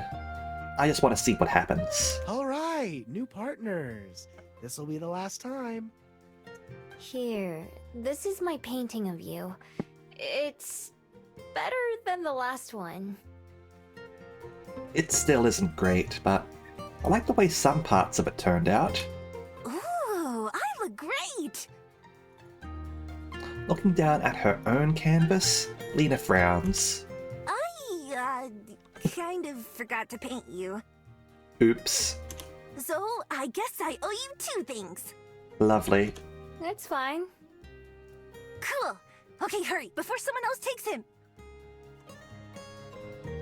I walk over to Cyrus as fast as I can without being self-conscious about it. Fortunately, he was distracted with something himself, so he's still on his own. Hey, wanna be partners? Alright. I'm sure it's a total coincidence you were just talking with Lena, right? 100%. Not at all. I appreciate the honesty. Anyway, let's get started. Both of us set up our canvases. I feel a little more in my comfort zone painting Cyrus. At the same time, I try to think of how to do what Lena asked. Hey, can you do me a favor? Uh-oh. I mean, what is it? There's something that I want to ask Lena, but I don't know how she'll take it. Ooh. We've known each other for a bit, but that's why I'm worried. I mean, I kind of know her feelings, but not that well. So, and maybe don't ask her this outright. Maybe you can try to see how she feels by, like... Staring at her? He makes some vague hand gesture that eventually turns into a shrug. Well, you know what I mean. She likes you, okay? No, I don't. Anyway, what I want to know is... A shrill whistle blows, cutting Cyrus off. Alright, that's it. Time to show him off. I rub my ears to recover from the sound before waiting for Cyrus to continue. Actually, never mind. It was dumb anyway. No! No! Here's what I made. Ta-da! Cyrus spins his canvas around to reveal... Oh, phew. Can't help but breathe a sigh of relief. He's just as bad at painting as I am. I show him my equally unimpressive work. It's messy and scattered. Nice job. You really captured the way I feel inside. It's funny though, high energy Lena and low energy Cyrus. I want to press him on what he was going to say, as this is the second time he's almost asked me about Lena, then changed his mind. Before I can ask though, Lena herself comes hurrying over, carrying her canvas. She walks up and shoves it into Cyrus's hands before he can even react. I made this for you so you can have it. Okay, bye! Boom! Immediately, she zips off back the way she came.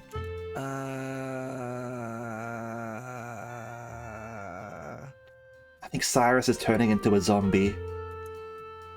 He holds the portrait out at arm's length, where he can see it. I move behind him to get a good view as well. Just like Lena's picture of the swan, her picture of Cyrus is really good. It shows him looking thoughtful as he works on his own painting, biting his lip in concentration. There's a lot of detail in his eyes and face, and on the leafy vein that runs up his neck. Whoa. This is... Really good? Yeah. Maybe she wants to be friends. The two of us look around to try and find Lena, but she's nowhere to be seen. She must have left right away. Or she's hiding somewhere. What was it you wanted me to ask her? Cyrus just shakes his head, still looking at the painting. It's fine. I need to ask her myself. I don't think you need to ask her at this point.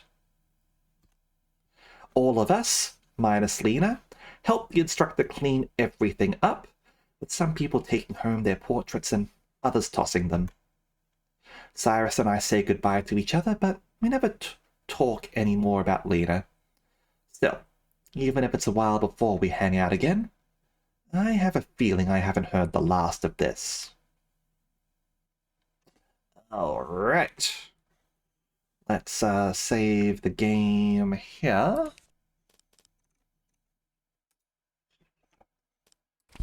And let's go see what's going on with the kiddo's parents, shall we? I'm sorry, you're lined up at the same time, so we got to dedicate ourselves here. I'm lazing around the library, relaxing in one of the comfy chairs near the shelves when the door opens. Two humans that I recognize walk in, Gwen leading Tommy by the hand. Of course, Gerby is floating above them. The three of them go right past me, and Gwen takes a seat at an empty table close by. I'm gonna be right here. Remember not to go too far away, okay? I know.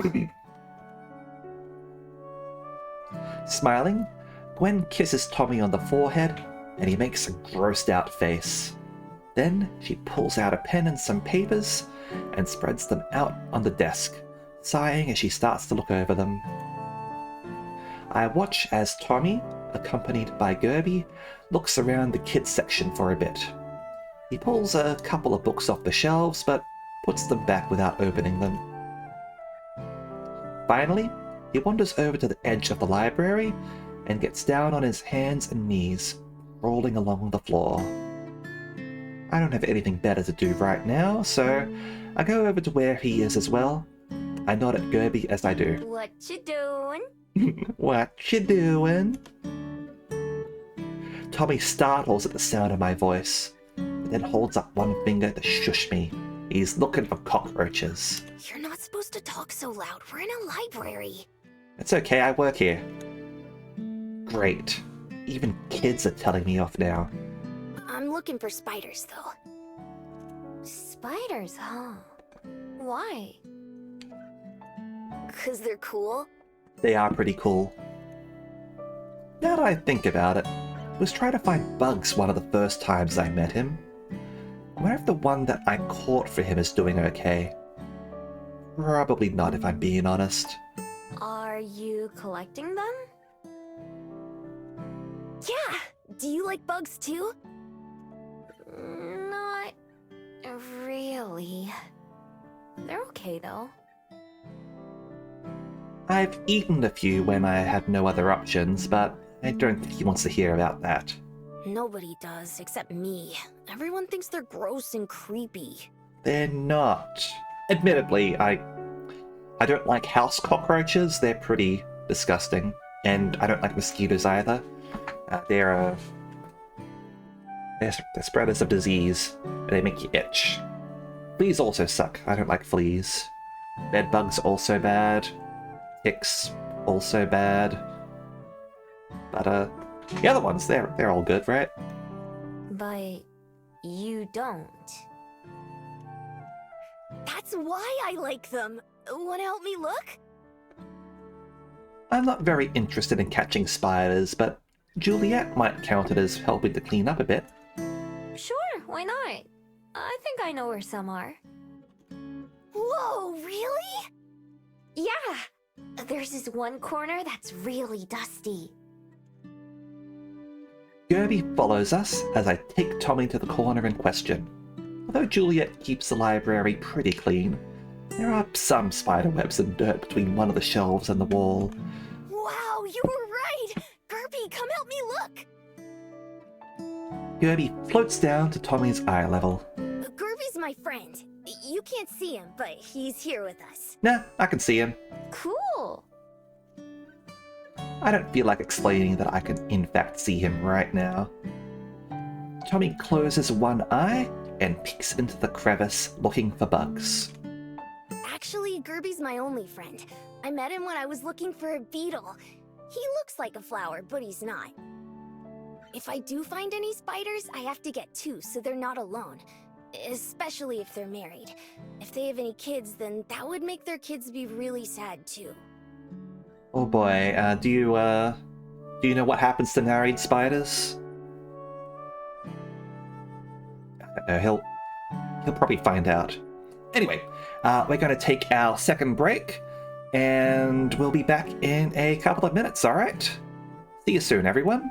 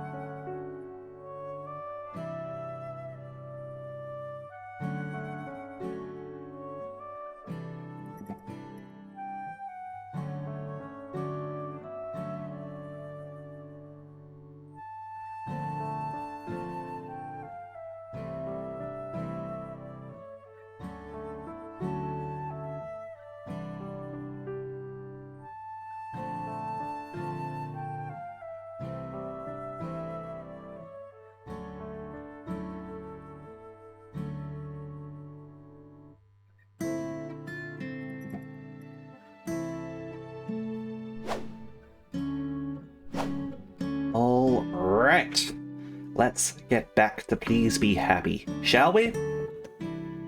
And I think it's important that people know how spiders work, right?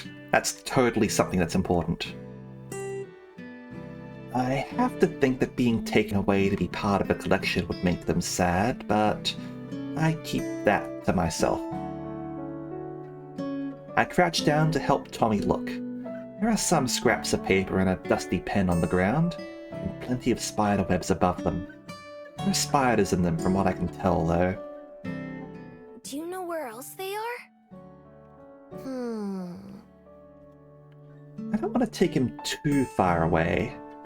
Best to stay in the main part of the library. Maybe up front? If any came in through the door, they might have set up close by. We go over there and start looking, with Tommy inspecting the floor and behind the furniture. I poke around as well, checking some of the corners. As I watch him crawl around, it's hard to imagine him getting into fights like I overheard his parents talking about. He seems like a nice enough kid. Oh, found one! Tommy's kneeling down on the ground, pointing under a bookshelf. Both Gerby and I go over to see. Look, see it? Sure enough, I can see some kind of spider hiding in the back. I see it. Are you gonna catch it? Looks sorta scary. Huntsman, then? It could still be nice, but I don't know how to reach it. Maybe if we come back later, it'll be easier to get. Tommy spends a while hunting the rest of the library for more bugs, and I follow behind him for some of it. Eventually, Gwen straightens out all her papers over at her table, and then comes to collect Tommy. Tommy, what are you doing down there? You're gonna get all dirty. Looking for spiders. This lady was helping me. Gwen notices me, and I wave. I'm sorry. I hope you weren't too distracted. Don't worry, I live here. I live here. Oh, that's convenient. The two of us watch Tommy for a second. Still hasn't given up on the spider by the door. Gwen sighs. Thanks for keeping him company. He doesn't have a whole lot of friends his age to play with. Meanwhile, I'm trying to study for grad school and raise a kid and work a job and get a divorce all at once. Sounds like a really complicated life right there. Well, not that any of that's your problem. Gwen tries to rub her eyes and ends up almost dropping the papers she's carrying. She kind of reminds me of Aspen, the way she seems like she's holding in a lot more than she's letting out.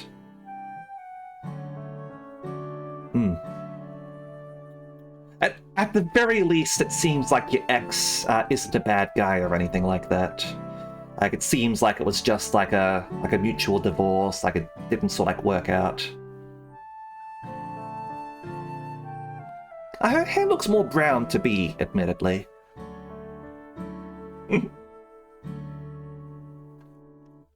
That's okay. I don't mind. How you going anyway, Biscuit? Oh, you're lurking, so you might not be able to respond to that. Hopefully you're doing well. By tomorrow, she won't remember telling me any of this stuff. So if saying it helps her to feel better, then it doesn't really bother me one way or another. Job hunting, yeah, that's the pits. With a tired smile, Gwen rearranges the things she's holding so that she has a free hand. Come on, Tommy. We need to get going. Fine. Tommy looks under one last bookshelf and then finally stands up. Gwen leans down to dust off Tommy's knees and pants before taking his hand. Thanks again. If you live here, I guess we'll probably see you around. I've got a lot of studying I need to do, so I'm sure we'll be back. Say bye, Tommy. Bye! If you see any cool bugs, save them for me! Will do. Bye! Gerby waves goodbye to me as he floats out the door with the humans. can't help but feel a little bad for Tommy and Gwen, and for Tommy's dad as well. It seems like both parents are doing their best, but Tommy has his own problems too. And without even trying, I know more about all of them than they're aware of. I have a feeling that won't change, especially if they're going to be back frequently like Gwen said. Now that I'm on my own again, I return to the chair I was occupying before and settle down for a proper nap. After having dinner and saying goodnight, I head upstairs and get ready for bed. As I flick off the lights and start to leave the restroom, something in my reflection catches my attention. My beard is glowing slightly. Just barely. It's so faint that I can only notice it in the darkness. Removing the necklace, I inspect it more closely. They're warm. Not just my magic bead, but the regular ones next to it too. Not as warm as when I use my transformation magic, but enough that after hundreds of years of carrying them, I can detect the difference. Not sure what it means. Everything about my magic has always been a mystery to me, really. Some things like transforming I just know how to do instinctively from the beginning. But other than the fact that my beads always come back to me, no matter where I leave it, I don't know much about it. Returning to my room, I brush my hair to the side and put the necklace back on. I don't have to wear it when I sleep, but it feels more uncomfortable not having it on, like something's missing. When I climb into bed, I pull the covers up to my chin like always. Rather than transforming, I just lay there, staring at the ceiling. Tomorrow is my first day of work. Never in a few hundred years had I expected that thought to ever cross my mind. Laying here, in the place that I have started thinking of as home, the idea doesn't seem that scary. I'm a bit nervous, but I'm excited too. Maybe I'll be really good at it. It'd be nice to be good at something other than thieving. As my eyes begin to get heavy, it occurs to me that usually I'd have changed into a fox by now. Except for the first night when I was too tired, I've spent all my nights here in that form. But tomorrow, I'm taking another big step into people life. So, it feels more appropriate to stay this way. Rolling onto my side, I face out the window as I let myself succumb to sleep, with the gentle warmth of my beads against my neck. The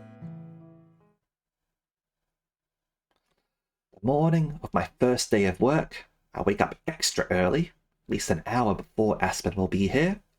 I creep through the house so Juliet can't hear me, and slip out the front door. Outside, it's wet. I don't know if it's rain or just the morning dew. It's more dark than sunlight still, but I can already see that the clouds overhead are grey. Just 2 weeks ago, that would have been a cause for concern. Now, it's barely worth thinking about. I have somewhere warm to go back to. I start walking, taking a familiar path. Has it really only been 2 weeks? I feel like I've done more living in the past few days than all the years before then. Every day, something new. And every evening, something secure. Oh, Kaio, thank you very much for the raid. I do appreciate it. What were you streaming?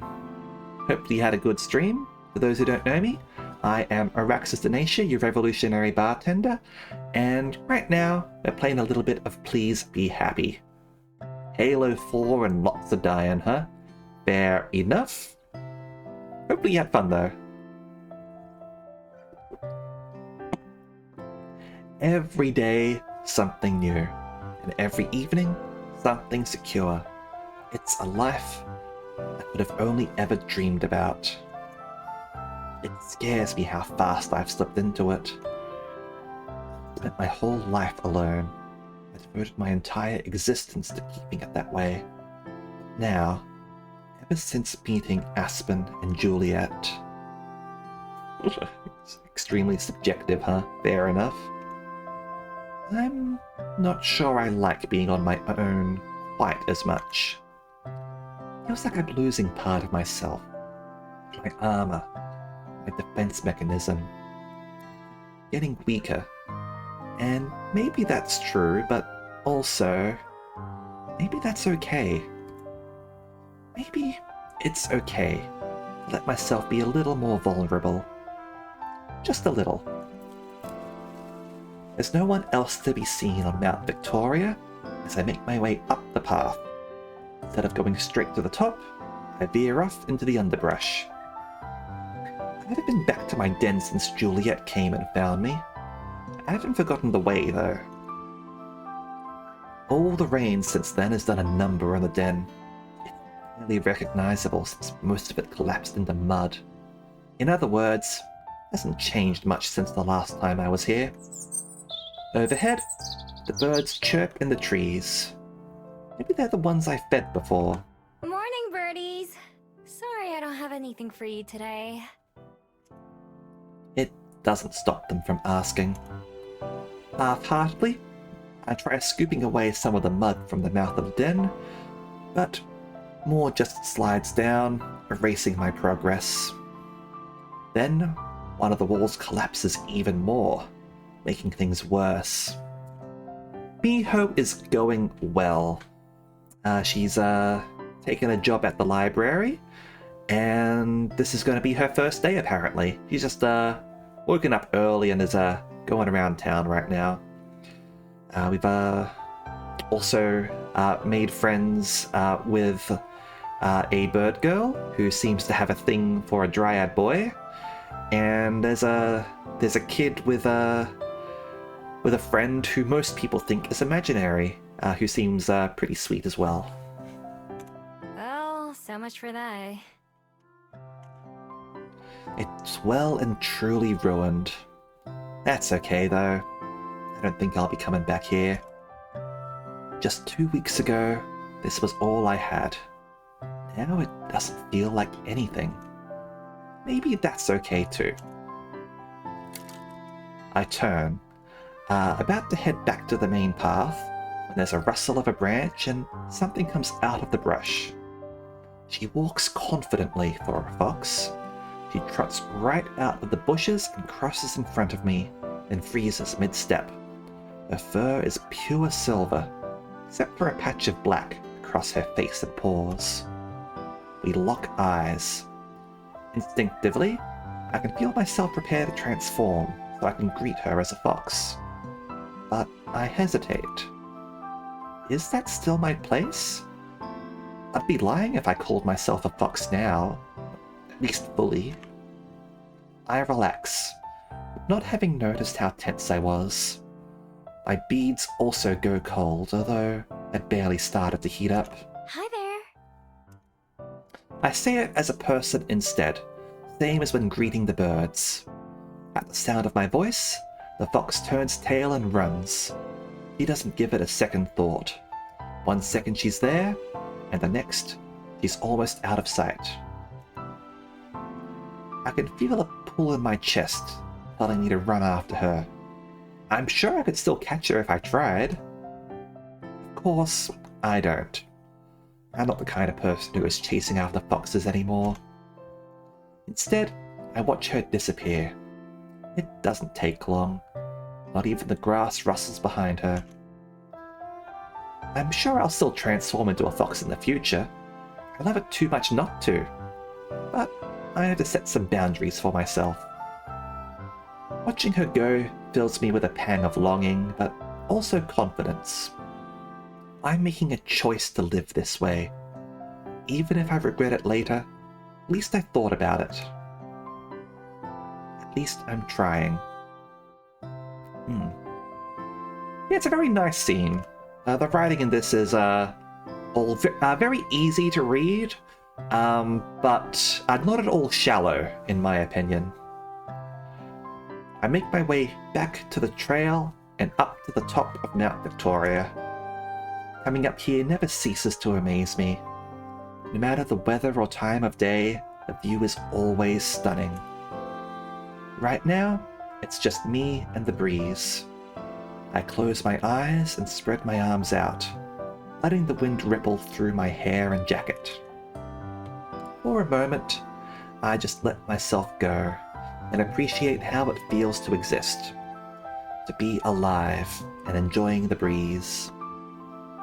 Pretty lucky, aren't I? Slowly, I open my eyes again, looking out over the city spread before me. The first time I came up here, I thought it felt kind of small. After all, I could see the whole thing from here. But now, it strikes me how big it is. How big and how full. There are more people than there are buildings, and there are plenty of buildings. Humans and fabled, all alive and existing. Up until now, it's been easy for me to forget that people exist just like I do. That they have thoughts and feelings and things that they want, rather than just being problems to solve or obstacles to avoid. Now, I can't help but notice just how alive the world around me is, even at this early hour. I may be alone up here, but there's plenty of activity down in the city. I fumble around in my pockets until I find the right-sized coin and feed it into the binoculars nearby. I scan over the city, looking for anything that I recognize. Finding the fishing spot is easy, since all I have to do is follow the coast.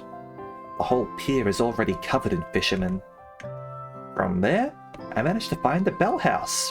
Its windows are dark and it doesn't stand out much. I wonder if Aspen will be the first one there again today.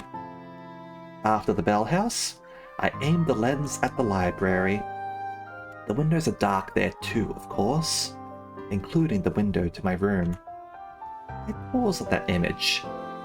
Just my window, framed in the middle of the lens. All the way up here, I can spot a tiny little place that I can call my own. I stare at it until the shutter clicks and the viewer goes dark. Just 2 weeks ago, I stood up here and wondered if I'd be better off leaving. I'm glad that I have an answer to that now. I turn around and begin the long walk home. The library is still dark when I get back, but I can hear the low murmur of conversation from the kitchen. As I step through the doorway, I find both Aspen and Juliet already seated at the table waiting for me. Breakfast is already cooked too. There's a lot more food than usual. Ah, Miho, welcome back. There you are! We were wondering where you'd gone off to. Morning! Just went out for a walk. Sorry if you thought I ran away again. Aspen shakes her head, pouring herself a cup of coffee as I sit down. The thought crossed my mind, but I didn't really believe it. You've got a big day today, right? You can say that again. Went on my walk just to clear my head. I hope you're excited too. I'm happy for you, even if I am a teensy bit jealous. Why don't you work for the library as well? Aspen spoons a tiny scoop of sugar into her coffee and stirs it. Wait! Is that how you're supposed to do it? I'll have to remember in case Juliet ever makes me drink tea again. A teensy bit of jealousy is a good motivator to work even harder myself. Only took her a couple of weeks, but she finally understands how tea is meant to be drunk. Actually, about that... Juliet, you had better not be about to offer me a job. Rather the opposite. I have a favor to ask. Just for today, do you think you could assist Miho as she gets her bearings? It's getting near my bedtime, and while I'm sure Miho would be able to handle herself, I imagine a helping hand would make things easier. That is, assuming Miho doesn't mind. Of course not! Both of us look at Aspen expectantly. She bites her lip and tries to hide her smile behind her cup of coffee as she takes a sip. Well, I suppose I could spare the time. Great! But what about the Bell House? You didn't get fired, did you? They'd go out of business the day they fire me, and they know that. But I enjoy how that's your first assumption. No, I simply swapped shifts with someone, so I don't have to go in until later. Wow, that's convenient. And much to our benefit. Thank you, Aspen. Oh, don't mention it. Then, shall we turn our attention to breakfast instead? Breakfast sounds good. Oh, I thought you'd never ask. There's the usual eggs and toast and fruit, but there are also pancakes and hash browns too. You really went all out, huh? I felt today merited a bit of a celebration. Of you, and the start of another chapter of your life. Aw, thanks. It's really all because of you two, though. I'm just... Oh, quit saying that. You need to give yourself more credit, Miho. We can only try to help show you the path. You're the one who has to follow it. Whoa, who wrote that? Nobody. I do occasionally have my own thoughts, you know. Anyway, just accept the compliment and let's eat. I mean, that's just, you can show a horse to water, but you can't make them drink. Fine. We all fill our plates and start to eat. Breakfast is as delicious as always. Pancakes are still warm and dripping with melted butter and syrup, and the hash browns are nice and crispy. How is it? Great! I've never had hash browns that weren't soggy before. Sometimes that's because they were leftovers I scavenged, but sometimes even when they're fresh. I'll be sure to remember you like them this way. Oh, and the pancakes you made are delightful, Aspen. You made these? Don't sound so shocked. I have to do a lot of baking and prep work at the Bell House. They're really, really good. Get me hungry. Thank you. I'm glad you're enjoying them. As tasty as they are, there ends up being more food than I can eat. I force myself to finish the pancakes, even though I'm full by the time I'm halfway done with them, because I don't want Aspen to take it personally. But eventually, I have to throw my fork down in defeat. Did you get enough to eat, Miho? More than enough. I think I'm set for the rest of the day. I'm sure you'll feel differently by lunchtime. And there's no greater compliment to the cooks. The three of us start to clear away the dishes, and I start to feel a little apprehensive as opening time draws near.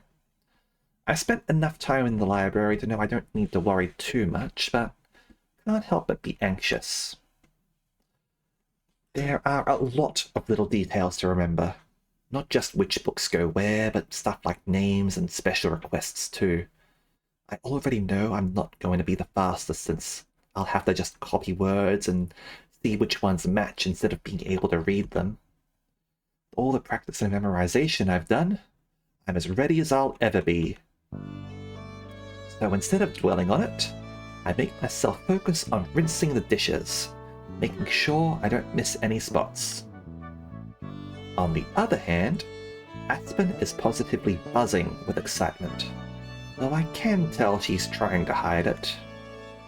She flits from task to task, straightening things that don't need to be straightened, and tidying up parts of the kitchen that aren't dirty. She hums to herself as she goes, sometimes popping up beside me or Juliet. And, of course, Juliet herself is the same as ever, calm and stoic. I thought she might be a bit worried about leaving the library in our hands, but considering she leaves it unstaffed most of the time, maybe not. At the very least, I'm determined to not leave the library any worse than when there's nobody running it. Finally, we finish all the cleanup and chores. Thank you for your assistance. Are you two ready? Yes, whenever. Yep. Let's get the two of you set up then. Juliet leads us to the front desk, where there's a fresh stack of checkout sheets and a jar of pens, plus the computer for looking things up. I did a once-over before breakfast to make sure everything was as it should be. I'm sure the two of you know your way around the place by now, and that's really all there is to it. And if you feel the need, don't hesitate to wake me. Don't worry, we'll be fine. I'm like Cinderella. I intend to live my dreams for the precious few hours that I can. You sure you don't want a job? Do you have any questions, Miho? Or anything you'd like to go over again? I'm fine. I've done all the prep I can. All right then. If the two of you are all set up, then I'll be off to bed. I'll see you in a few hours. Have a good sleep. Good night. With a final wave, Juliet goes upstairs and disappears into her room. From behind the desk, Aspen places her hands on her hips and looks around like a queen surveying her kingdom. And now we wait.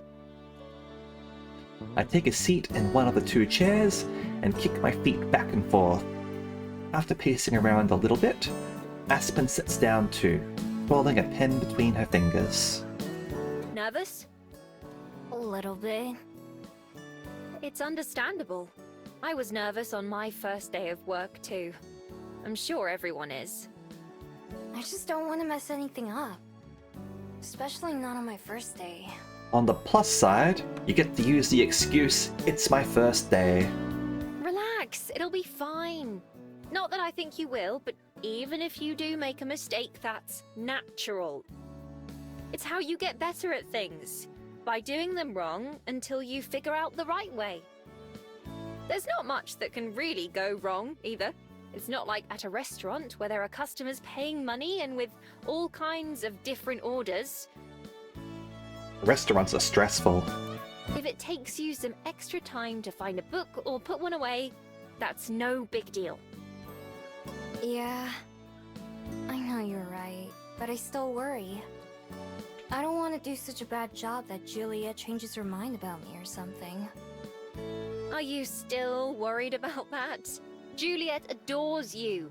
You could burn the whole library down and she'd still let you live in the ashes. Let's not burn the library down. That'd be closer to what I'm used to, at least.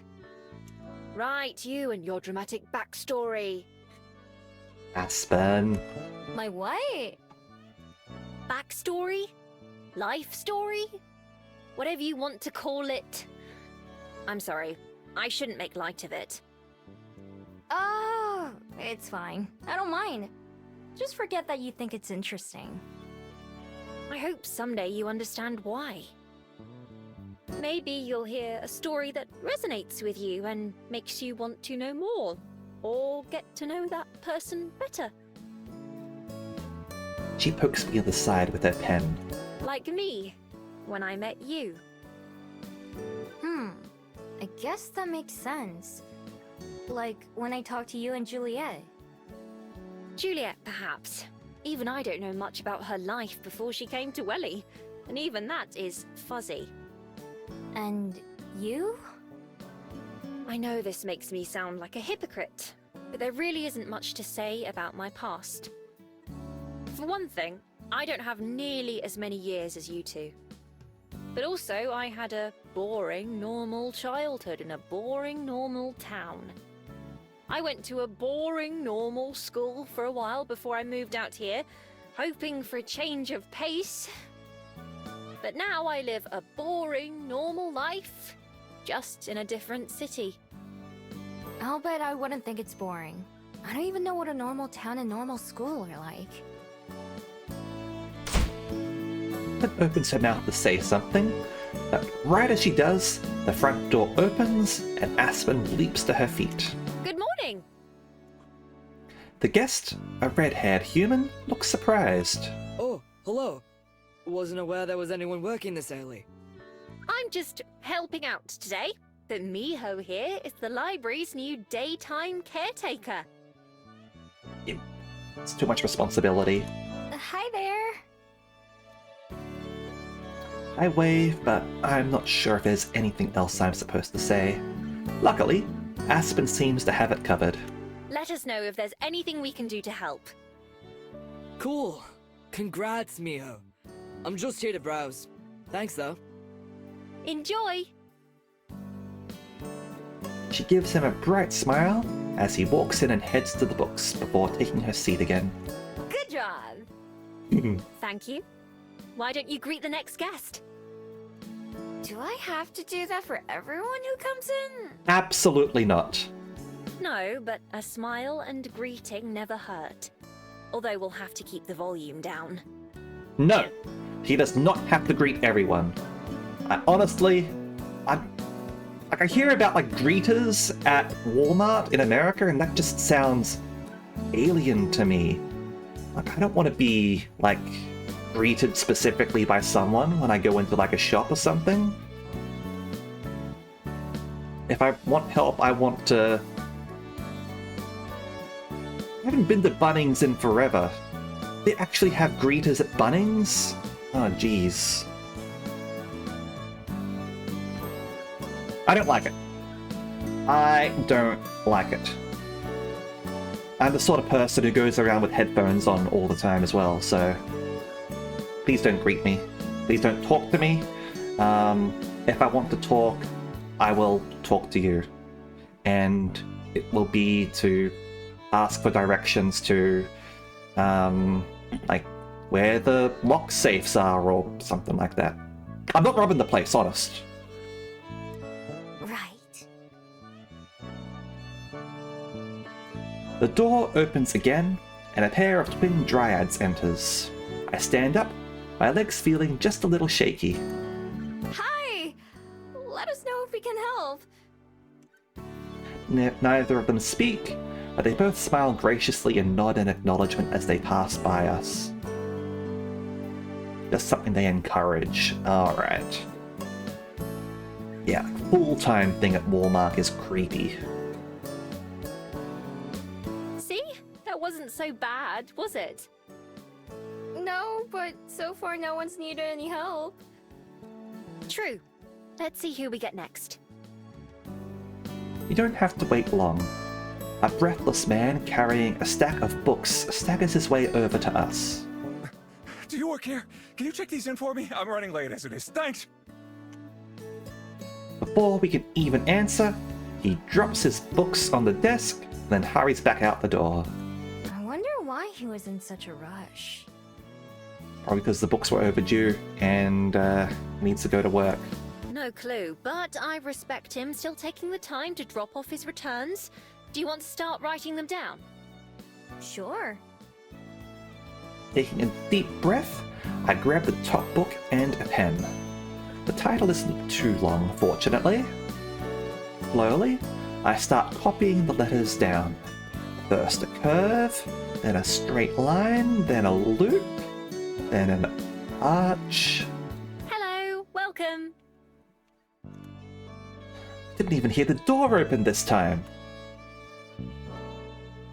As more and more people start to come in, Aspen and I both end up pretty busy.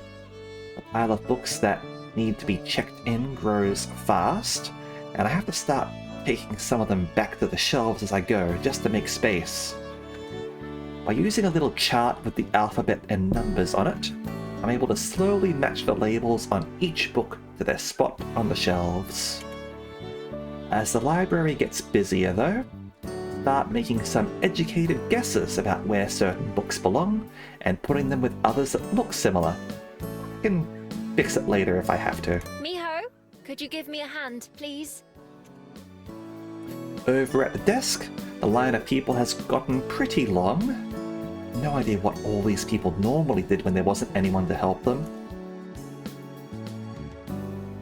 I shove the rest of the stack I'm carrying into an empty shelf and hurry over to help. After finishing with one guest, she hands me a few handwritten notes with label numbers on them. Can you go find these? I think one was returned today, so it might not be on the floor yet. Also, these ones were checked out in the wrong name, so they need to be corrected on the sheet. These 3 here are going to be picked up later, but we've been asked to pull them ahead of time, so make sure not to get them mixed up with the others. Give me one task at a time, please. I'm not going to remember all this. Okay? Got it. Maybe. You've got this. With a little cheer, she goes back to assisting people. I watch for just a moment.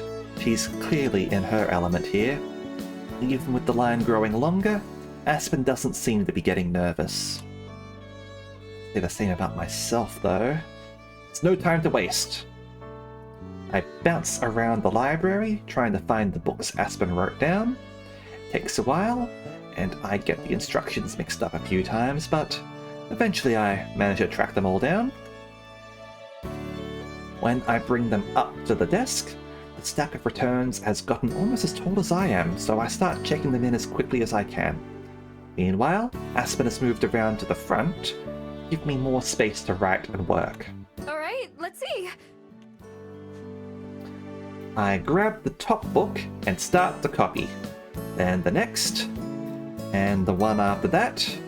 Before long, they all start to blend together and the letters seem to swirl and move around on the page. Oh, she looks so out of her element here. I like it. And she's obviously not using the pen or pencil correctly. Yeah, that'd be a pencil there. She's just like holding it with her fist. I thought this was going to be easy, but it's making my brain feel like soup. They do have some good CGs, certainly. Aspen, you should probably teach me how to use a pencil. I'm determined to push through it, though, even if it takes me forever. Which, at this rate, it just might. If Aspen weren't here, I don't know what I'd do. What I'll even do tomorrow on my own. I can worry about that later, though. For now, I have to keep doing the best I can. Book after book, line after line, guest after guest. It's easy as the time goes on, but I wouldn't say it gets easy. But Aspen and I keep going, and eventually we do start to get things under control and keep the chaos to a minimum. It's tough work, but not too tough. Maybe Aspen was right about something. The more I try, the more I feel like I can do this. Chapter 3, Old Scars and New Friends. Fair enough. In which case, looking at the time now, I think there is a good spot to wrap things up for the day. This is the last chapter before the route split. Alright, guess we'll be able to see what route we want to go down then. Alright. But hopefully all of you enjoyed that. Until we meet again, then. Until next time. Hopefully next week we will see how things go schedule-wise for me. Anyway, for the rest of the week, tomorrow we're going to be playing some more Ghost Trick. So look forward to that, everyone. On Friday, we're going to be having our Discord event. And on the weekend, we'll be playing some more Super Robot Wars Cross. Look forward to that, everyone. Now, let us go and raid somebody, shall we? Let's see, who do we want to raid today? Let's have a look here. Let's go and raid Ecoist, who is playing some Hades 2. I am really tempted to just buy that game right now and play it, even though it's early access. I figure, like, my thinking is when Hades 2 comes out of early access, I can stream it then. That way I've got reason to enjoy what there is now, and reason to enjoy things later, because that's one of the worries I have about playing early access games, that I'll burn myself out on them beforehand, before they come out and complete. Alright, so thank you very much as always, and I hope to see you all next time. Okay, see ya!